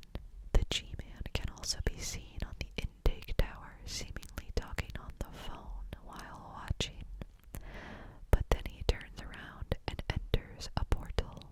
In the wider story, this takes place towards the end of the Black Mesa Incident. Time is running out. The explosives took out a chunk of the hydroelectric dam, leaving a pipe exposed, which Shepard goes into and follows with the flow of the water. Chapter 11, The Package. Adrian is pushed out of the pipes and outside of the facility, where he once again meets some HECU soldiers. Shepard, I don't know what those Black Ops are up to, but it doesn't involve getting us out of here alive. We've got no choice but to fight our way out. Corporal Shepard fights his way past a unit of Black Ops and comes to another ordnance storage facility, which is full of shock troopers transformators and voltacores, Shepard finds another radio in a nearby room. Adrian, is that you? Listen, we're holed up across the mortar field, but we're pinned down by a group of black ops. We'll open the bunker door, but you better get over here quick. Unfortunately, by the time Adrian arrives, his comrades have already been killed, but he finds a way to the roof from the room they were in. Locating a mortar that the Black Ops were using, Adrian uses it to blow a hole in the wall to his left, which releases some more Race X aliens that he quickly takes care of. Shepard then makes his way inside, where there's a Black Ops Apache helicopter trying to take out several aliens and also Adrian. He rushes through, fighting off the seemingly unending hostile alien forces. Eventually, Corporal Shepard finds himself in an underground parking lot infested with shock troopers and pit drones. Moving forward, Adrian meets a security guard in the upper vents of the parking garage. Now, don't hurt me, and I'll tell you a secret. I've been hiding up here listening. These Black Ops have some sort of bomb. I think they're planning on blowing up the base. Now, why do you think they would do such a thing? That's not good news. Adrian continues until he finds said Black Ops who are activating the bomb nearby. Shepard disposes of the soldiers and deactivates the bomb. When he reads the label, it says thermonuclear device. They were really gonna blow up the whole facility. Aliens, scientists, soldiers, and all. Shepard comes around to a door where another Black Mesa security guard lets him inside. Whew, that was a close one. You better get in here. It's not going to be easy from here on out. The only way out is through the Level 4 storage unit, but it's a mess down there. The Black Ops were using it as a staging point until the aliens came in. If you do make it through, make sure you have them come back for us. As Adrian makes his way to the elevator to get to the Level 4 storage, he witnesses the G-Man reactivate the thermonuclear warhead, but has no way of stopping him, and he is forced to continue forward. Corporal Shepard enters the elevator and descends further into the cursed facility to stop whatever other force has decided to encroach on it. Chapter 12. Worlds collide. Making his way down and then through several warehouses filled with Black Ops around every corner and Race X creatures eager to end him, Shepard fights his way through all of it until he reaches another room with a Black Mesa security guard waiting for him. I guess you're a good guy, Corporal. Listen, you've got to get down below. There's something coming through, and it's the nastiest looking thing yet. Some of your buddies went down there a while ago, and I haven't seen them since. I've got some weapons I've piled up in here. You better take as much as you can carry, 'cause I think this is it. Adrian restocks his ammo, heals to full health, and fully charges his PCV before entering another elevator and descending to what feels like his last hurrah. He ends up in an old industrial area of the facility where Adrian discovers a massive Race X creature, the Gene Worm, trying to force its way through a huge purple portal to Earth from the X dimension. If this incredibly powerful creature comes through and manages to get some kind of control over Earth, it'll mean chaos for the whole planet. Corporal Shepard faces the giant alien head-on, damaging its eyes repeatedly using mounted weapons set up by fallen HECU Marines, and he gets it to expose its vulnerable stomach to attack. As the Gene Worm takes more and more damage, it lashes out and destroys the already somewhat ruined facility around it, making it more difficult for Adrian to move around. But through patience, some good shots,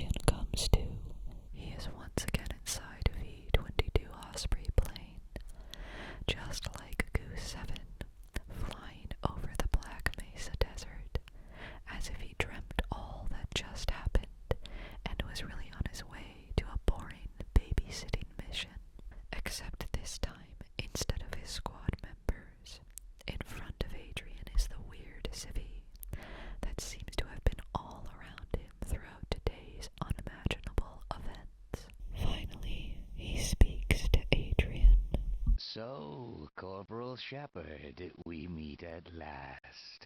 Please don't think that I've been avoiding you. A great many matters require my attention in these troubled times. I do hope you understand. And now I require a further indulgence on your part. I cannot close my report until every loose end has been tied up. The biggest embarrassment has been Black Mesa facility, but I think that's finally taken care of itself.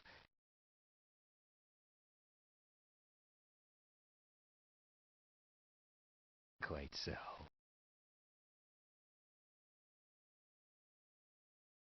But there is still the lingering matter of witnesses.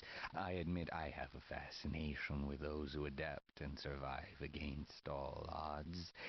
They rather remind me of myself. If for no other reason, I have argued to preserve you for a time.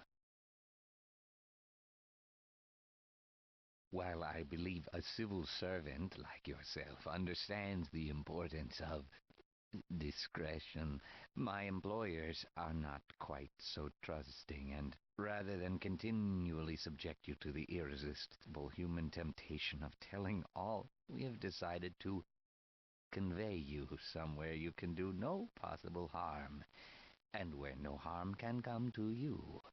I'm sure you can imagine there are worse alternatives. The G-Man leaves by walking into a portal, teleporting to who knows where, and Corporal Adrian Shepard is left, waiting, as all fades to black. Just as the other games ended, text appears on screen. Subject: Shepard. Status: detained. Further evaluation pending. And that was the perspective of Corporal Adrian Shepard, Hazardous Environment Combat Unit Marine. On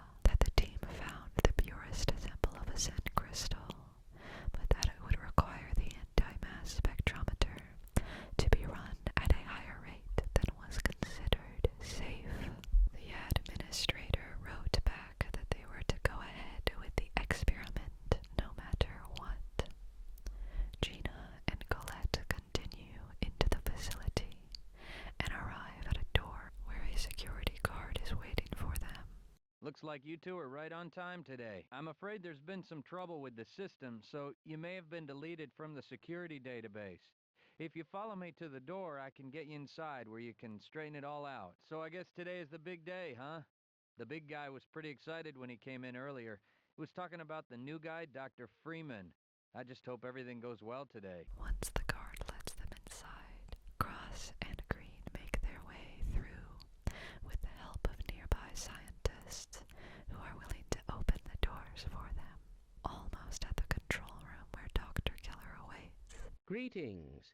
It looks as though your data was lost in the system failure this morning. Not to worry. I can re-register you at this station. Step into the booth one at a time, and I'll start the procedure. Once again, we see the consequences of diverting so much power to the anti-mass spectrometer, and clear warnings that a resonance cascade was basically bound to happen. Soon, our doctors reach the main control room, where they find Dr. Keller. Ah, hello, doctors. It's nice to see someone is on time today. Dr. Freeman is running late. Again. Honestly, I do not understand what Kleiner sees in that boy. Anyway, let's get started. When Dr. Freeman is ready upstairs, they'll want to begin the experiment, so you'll need to retrieve the sample, Dr. Cross, and I'll let Dr. Green into the test chamber to make other preparations. Right as Keller is about to open the door to where Gina and Colette are meant to receive and then deliver sample GG3883 to the test chamber, Dr. Rosenberg appears, much to Dr. Keller's chagrin. Dr. Keller! Hello, Dr. Rosenberg. We're sort of in the middle of something right now, so if you could... I've been talking to Harold. He seems to be under the impression that you're planning on running the anti-mass spectrometer at greater than 90%. You realize there is a reason for the safety buffer. I understand your concern, Doctor, but the administrator was quite clear. The administrator is a bureaucrat, not a scientist. I did not design this equipment to be run at such high intensity. This is not your decision. Now, if you wish to stay and monitor the experiment, so be it. Otherwise, you can go back to your little labs over by the train yard. Dismissing Rosenberg, Dr. Keller opens a door for Dr. Cross to enter and retrieve sample GG3883 and put it on the delivery lift, while Dr. Green initiates the anti-mass spectrometer so that it can reach 105% power to handle the new sample. Dr. Cross enters the chambers below to fix a jam in the delivery system lift mechanism, finding a crowbar lodged in the machinery. Once she does, both Gina and Colette listen as the team upstairs prepares the anti-mass spectrometer for the experiment. Sample GG3883 is delivered and Dr. Gordon Freeman pushes it under the anti-mass spectrometer. And the unthinkable happens. Both Green and Cross lose consciousness, and when they come to, they can hear Rosenberg and Keller over the intercoms. Keller! Keller, are you alive? Tolman's dead. Never mind that. We've just witnessed a resonance cascade. I don't understand. The dampening fields... Gina and Colette are miraculously uninjured, probably thanks to their HEV suits. They make their way out of the chamber and go back to the control room to hopefully meet with Dr. Keller and come up with a plan about what to do. All the while they hear over the intercoms. The dampening fields failed. The dampening fields are designed not to fail. The only way this could have happened is if someone turned them off, and even then there should have been a noticeable discrepancy in the displacement flow indicators. They failed. The entire containment system has collapsed. This is a resonance cascade, Dr. Rosenberg. Yes, you're right. Well, we've got to get everyone out of here. Reach the surface, call for help, something.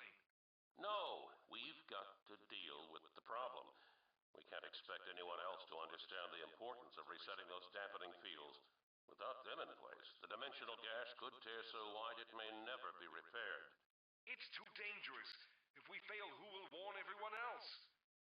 soldiers here in 2 hours who can secure the facility and bring everyone to safety. Our concern must be with the people of Black Mesa. Perhaps you're right. Dr. Cross and Dr. Green may have survived. If so, they can help us. I'll try to find them with this terminal. Cross and Green fight some devious head grabs, zombies, and hound eyes that have teleported into Black Mesa thanks to the Dimension Rift. They also watch as the rest of the facility is overrun. Seeing scientists and security guards fail to fight off the alien forces, they eventually reach the control room, where they find both Dr. Keller and Dr. Rosenberg. Oh, thank goodness you've survived. Those HEV suits of yours are well designed, Dr. Cross. Doctors, we have formulated a plan. You must escort Rosenberg to the surface, help him call for help. I couldn't possibly make it in my chair. I'll stay behind and assess the damage to our equipment and the extent of the cascade. Maybe I can find a clue as to what went wrong and how we can right things. I don't like the idea of leaving you here, but it seems we have no choice. Let me activate the service lift. There's a shortcut through the training area that will get you to the surface. Good luck. Since they both have working HEV suits, and they're really the only people left, Cross and Green are tasked with escorting Rosenberg through the hazard course to get to the surface and call for military aid. Dr. Green, Cross, and Rosenberg all enter the surface lift in the control room and ascend to the hazard course. Chapter 2, Hazardous Course. As the three doctors ascend to the surface, Rosenberg speaks a little more freely than I think he would around Keller. Despite what Dr. Keller believes, our only concern now should be for the people trapped inside Black Mesa. We need to get to the surface to reach the satellite communication equipment. Once they know what's going on, I'm confident they'll immediately send the military in to rescue us. There's an elevator nearby that will take us up to where we need to go. Follow me. Turns out the elevator that Rosenberg planned on taking is not currently functioning, but there's a maintenance area below where one could get it working again. You'll have to make your way through the hazard course to reach the maintenance area. I know I don't have to remind you that your hazard suit will protect you, but I think I'll be safer if I wait here. Gina and Colette make their way through the hazard course. Some parts now flooded with water or toxic material, other parts infested with head crabs, zombies, and vortigons. As they run into more aliens, Colette begins to show a kind of enjoyment at killing the hostile creatures, laughing and yelling as she skillfully takes them out. Her energetic personality is balanced out by Gina, who mostly remains quiet and focused while providing reliable assistance to her partner. Successfully making their way through the hazard course, it's not long before Green and Cross restore power to the elevator. Once they return, they find Dr. Rosenberg already inside. Be careful. As long as those sentry guns are active, it's suicide to go out there. But it is the only way to the surface. You're going to have to destroy them. Gina and Colette easily destroy the sentry turrets, and Rosenberg opens the door that takes them to a transit car that will bring them to An access shaft that leads right to the surface. From there, we'll be able to reach the satellite communication center and call for help. Good work. I couldn't have gotten here without you. Chapter 3, Surface Call. Now that we've made it to the surface, we can get help. If we're quick enough, the people below may have a chance. Behind this fence is a satellite communication center we can use to communicate with military personnel outside of Black Mesa. The military has the best chance at being able to secure the facility, and they'll be able to escort us to safety. Let's go. On the surface, Cross, Rosenberg, and Green arrive at the satellite communications center and find the front door to the comm center locked. While Rosenberg waits, Gina and Colette make their way through a warehouse, fighting off increasingly common vortigons and other Zen creatures, to find a way into the back of the comm center to unlock the door. Once they get Rosenberg inside and up the stairs, he goes to set up a message, but finds the satellite dish facing the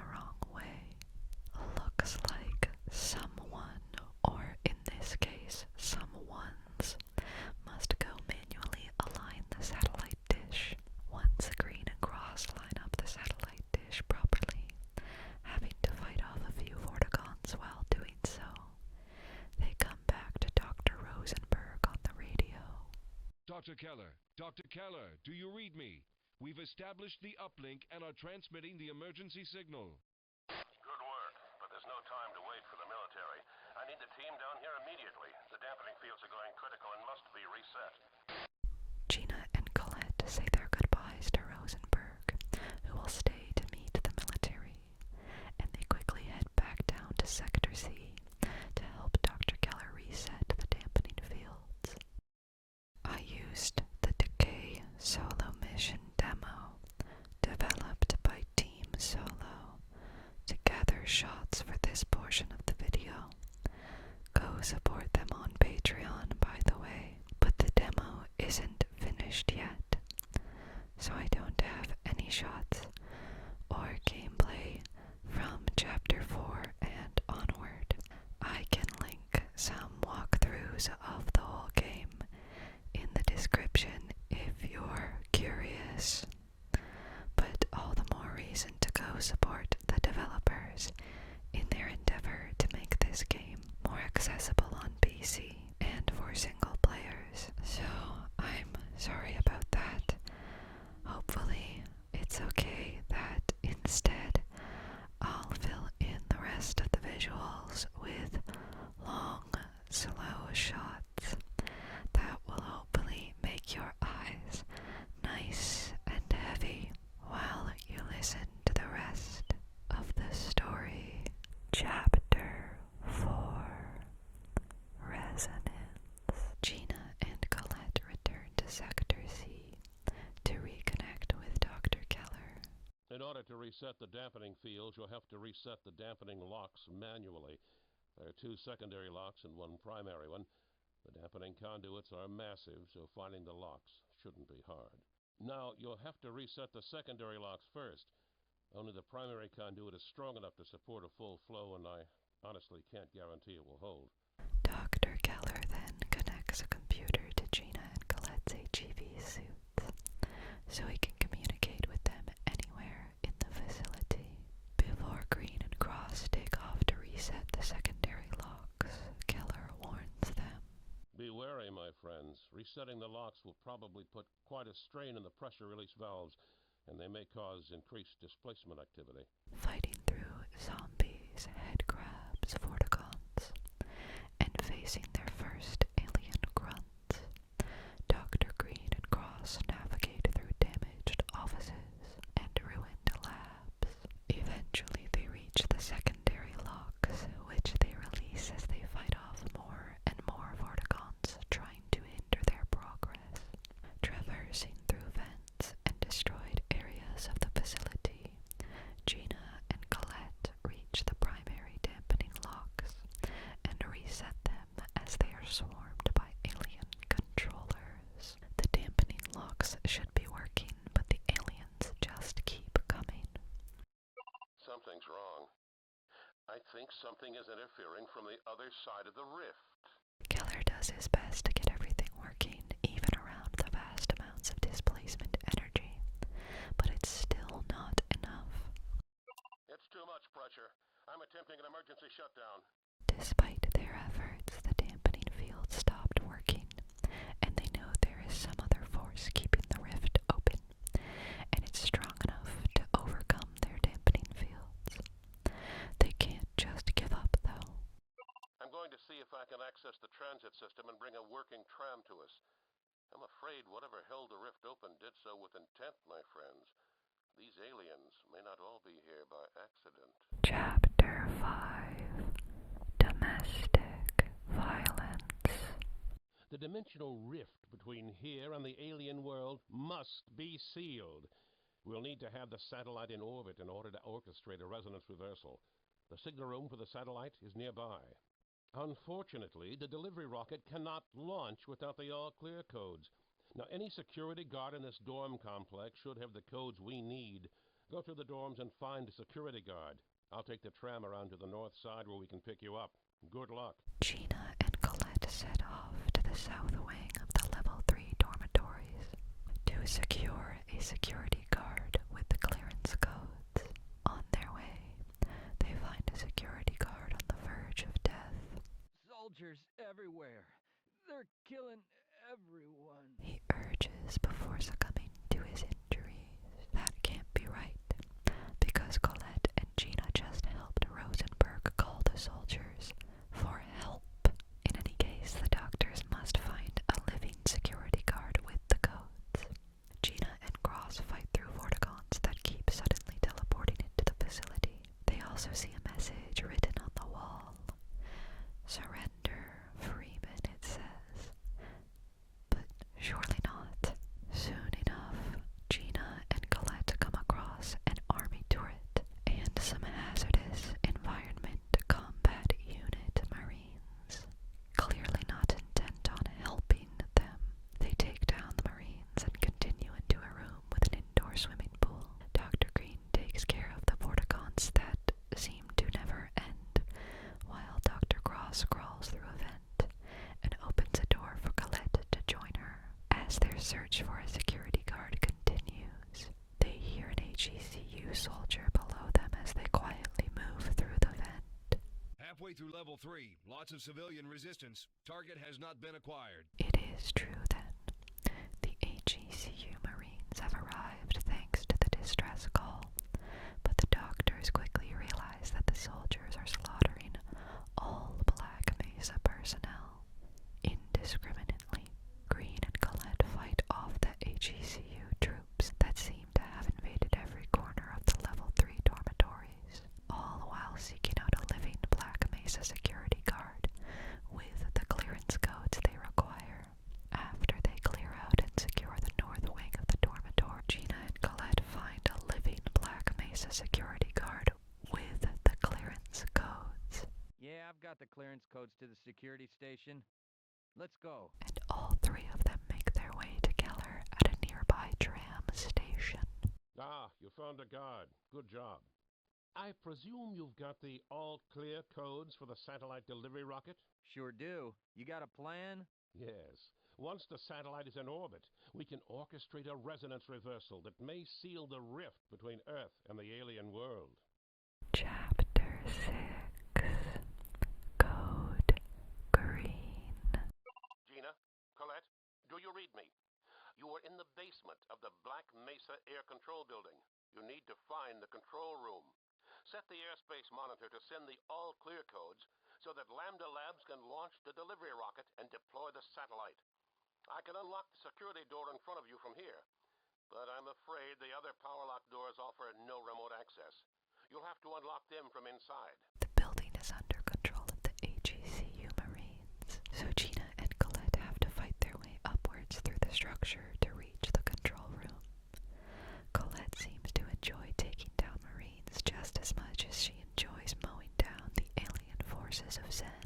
After fighting through swaths of troops who are meant to be rescuing them, Cross and Green find the control room where they lift the traffic control system's lockout and set Black Mesa's airspace to clear so that Gordon Freeman can launch the satellite. Once they are done, they rush back to Keller and all three doctors make their way back underground to get to the Gamma Labs and raise the beacon to activate the resonance reversal. Chapter 7. Crossfire. Cross and Green split from Keller and make their way to the prototype displacement beacon to manually raise it to the surface, while Keller reaches the main lab. Gina, Colette, are you receiving me? We've made it to Gamma Labs. The displacement beacon we need to perform a resonance reversal is near your position. We need to raise the beacon in order to use it. I can't seem to do it from here, and the maintenance hatch to the basement controls is locked. You'll have to raise the beacon manually. Find it, and I'll contact you again. Gina and Colette navigate through some drainage canals to get to the lower levels of the labs, where the beacon is located, and they'll be able to raise it manually. Cross and Green fight through hordes of HECU soldiers and dozens of never-ending vortigons until they finally reach the beacon, and Keller contacts them again. You'll need to work quickly as we're running out of time. The The beacon lift must be jammed because the surface seal won't open. Clear the obstruction and then use the controls to raise the beacon. After Gina and Colette take care of some maintenance issues in the machinery, they manage to raise the beacon and activate it. But this is really only the first step to making a resonance reversal occur. My equipment tells me that the displacement beacon is up and in working order. Good job. Come upstairs to Gamma Labs. We haven't much time. Chapter 8, Intensity. Reconnecting with Keller, he informs them of what has to be done next to finally activate a resonance reversal. Up those stairs you can access the alien quarantine labs. I fear that the scientists working there may have been overcome by the very creatures they were studying. We need you to get inside those labs and activate a beam matrix which powers the displacement beacon. You won't find much help in activating the system, but I'm sure with your training it will be a simple matter. Gina and Colette get into a nearby elevator that Keller activates for them to go up to the alien quarantine labs, which have undoubtedly become overrun by alien hostiles. But they don't really have a choice. This just means Colette will have more fun than usual. Cross and Green fight through the offices and laboratories of the alien quarantine labs against Vortigons, Houndeyes, zombies, and alien grunts. They eventually reach the beam matrix, maneuvering around the dangerous mechanism and activating it correctly, to which Dr. Keller congratulates them and orders them to come back. Easier said than done, as Gina and Colette battle through more alien grunts and Vortigons, constantly teleporting in and impeding their progress. Returning to Dr. Keller, Gina and Colette find him ready in the final stages of creating a resonance reversal. Good work. With the beam matrix active, we can attempt a resonance reversal. We seem to have become quite an effective team, but everything comes down to this. The rift has become dangerously wide, and it may already be too late. We must act now. Chapter 9, Rift. You've done well, but we're not done yet. You must use the displacement beacon's focus emitter to charge the large crystals on the canyon walls. Once charged, I'll use them to start the resonance reversal. Those crystals will be far more effective than the dampening fields. Dr. Keller leads Gina and Colette down to where they raise the beacon up from below, and he briefs them on what has to happen if they want this to go right. Dr. Green and Dr. Cross will have to protect the beacon, while Keller activates it to charge the crystals with the displacement beacon's focus emitter. When you start charging the crystals, the alien force will detect it, and they'll try to stop you. It's possible you could be dealing with more enemies than you've ever seen. You must charge the crystals as quickly as possible. Gina and Colette have no intention of giving up now, and promptly make their way outside to the beacon. Cross and Green set up to power on the beacon, listening to Keller to give the all-clear, and waiting for the forces of Zen to appear. The beam matrix activated. Displacement beacon in working order. Beam capacitor charged to 100%. Here we go. Gina and Colette fight through hordes of Vortigons, dead set on stopping them at any cost, while the crystals charge. Once they reach full power, Green and Cross deploy the final crystal, an alien aircraft unique to this game, called the Manta Ray, appears, alongside more alien grunts, after the final crystal is deployed, as an effort to stop the beacon. But Gina and Colette manage to take it out with a rocket launcher, before it can do any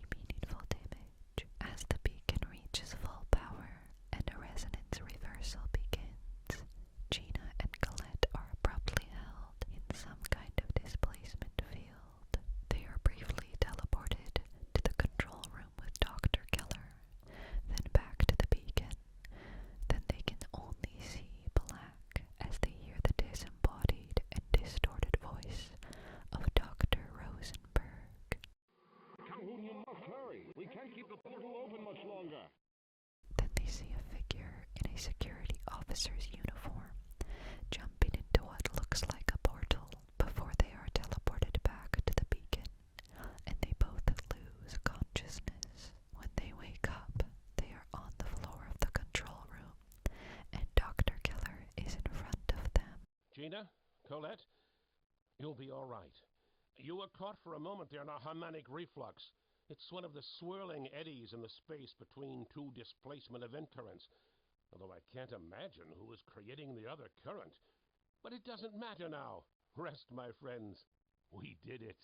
Once the game ends, there are a few loose ends to tie up. The resonance reversal, for example.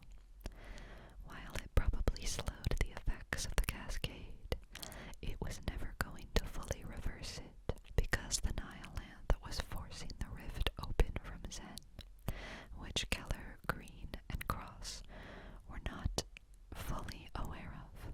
It is unknown how or if the three doctors escaped the Black Mesa research facility before it was destroyed. Unfortunately, it seems that Dr. Gina Cross was somehow killed during the Black Mesa Incident, as her body was found in the border world of Zen by one Corporal Adrian Shepard. He found her body in one of the displacement cannon locations, but you find Gina in an orange HEV suit, and she's not wearing an orange one in Decay, so it's a bit inconsistent. And also, I use it as my excuse to say that she didn't die there. Dr. Keller's whereabouts and possible survival remain unknown, but he is yet to be seen after the incident. As for Dr. Colette Green, her fate is unclear. She may have died during the incident like her partner, or some other way, but we just don't know for sure, considering there is a 20-year gap between Half-Life and Half-Life 2. Almost anything could have happened to her. I did find some info that Randy Pitchford, one of Gearbox's co-founders and a writer on Decay, once vaguely suggested that Colette may have been detained by the G-Man, but nothing is confirmed. It's not a super satisfying ending, but you can always choose to believe that Gina and Colette are alive somewhere on Earth, hiding, maybe even resisting in their own way. That's what I choose to believe. Anyway, there is a bonus chapter, Zen Attacks. It's unrelated to Dr. Green and Dr. Cross. This last bonus chapter, players are offered the chance to play as two drone subject Vortigons, X8973 and R4913,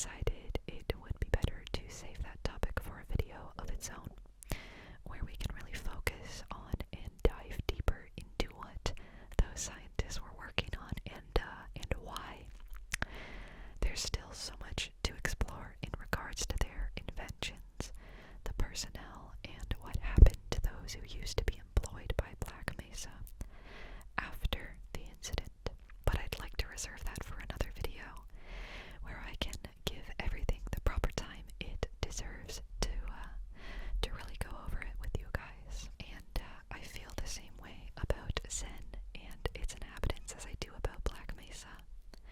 I'll probably make a video going over the Vortigons and the Nihilanth and like the general lore of the strange border world, but I'd like to unpack a lot, and there is just also a lot, and I think it would be deserving of its own video as well. And maybe I would include Race X and Dimension X in that video too. There's just a lot more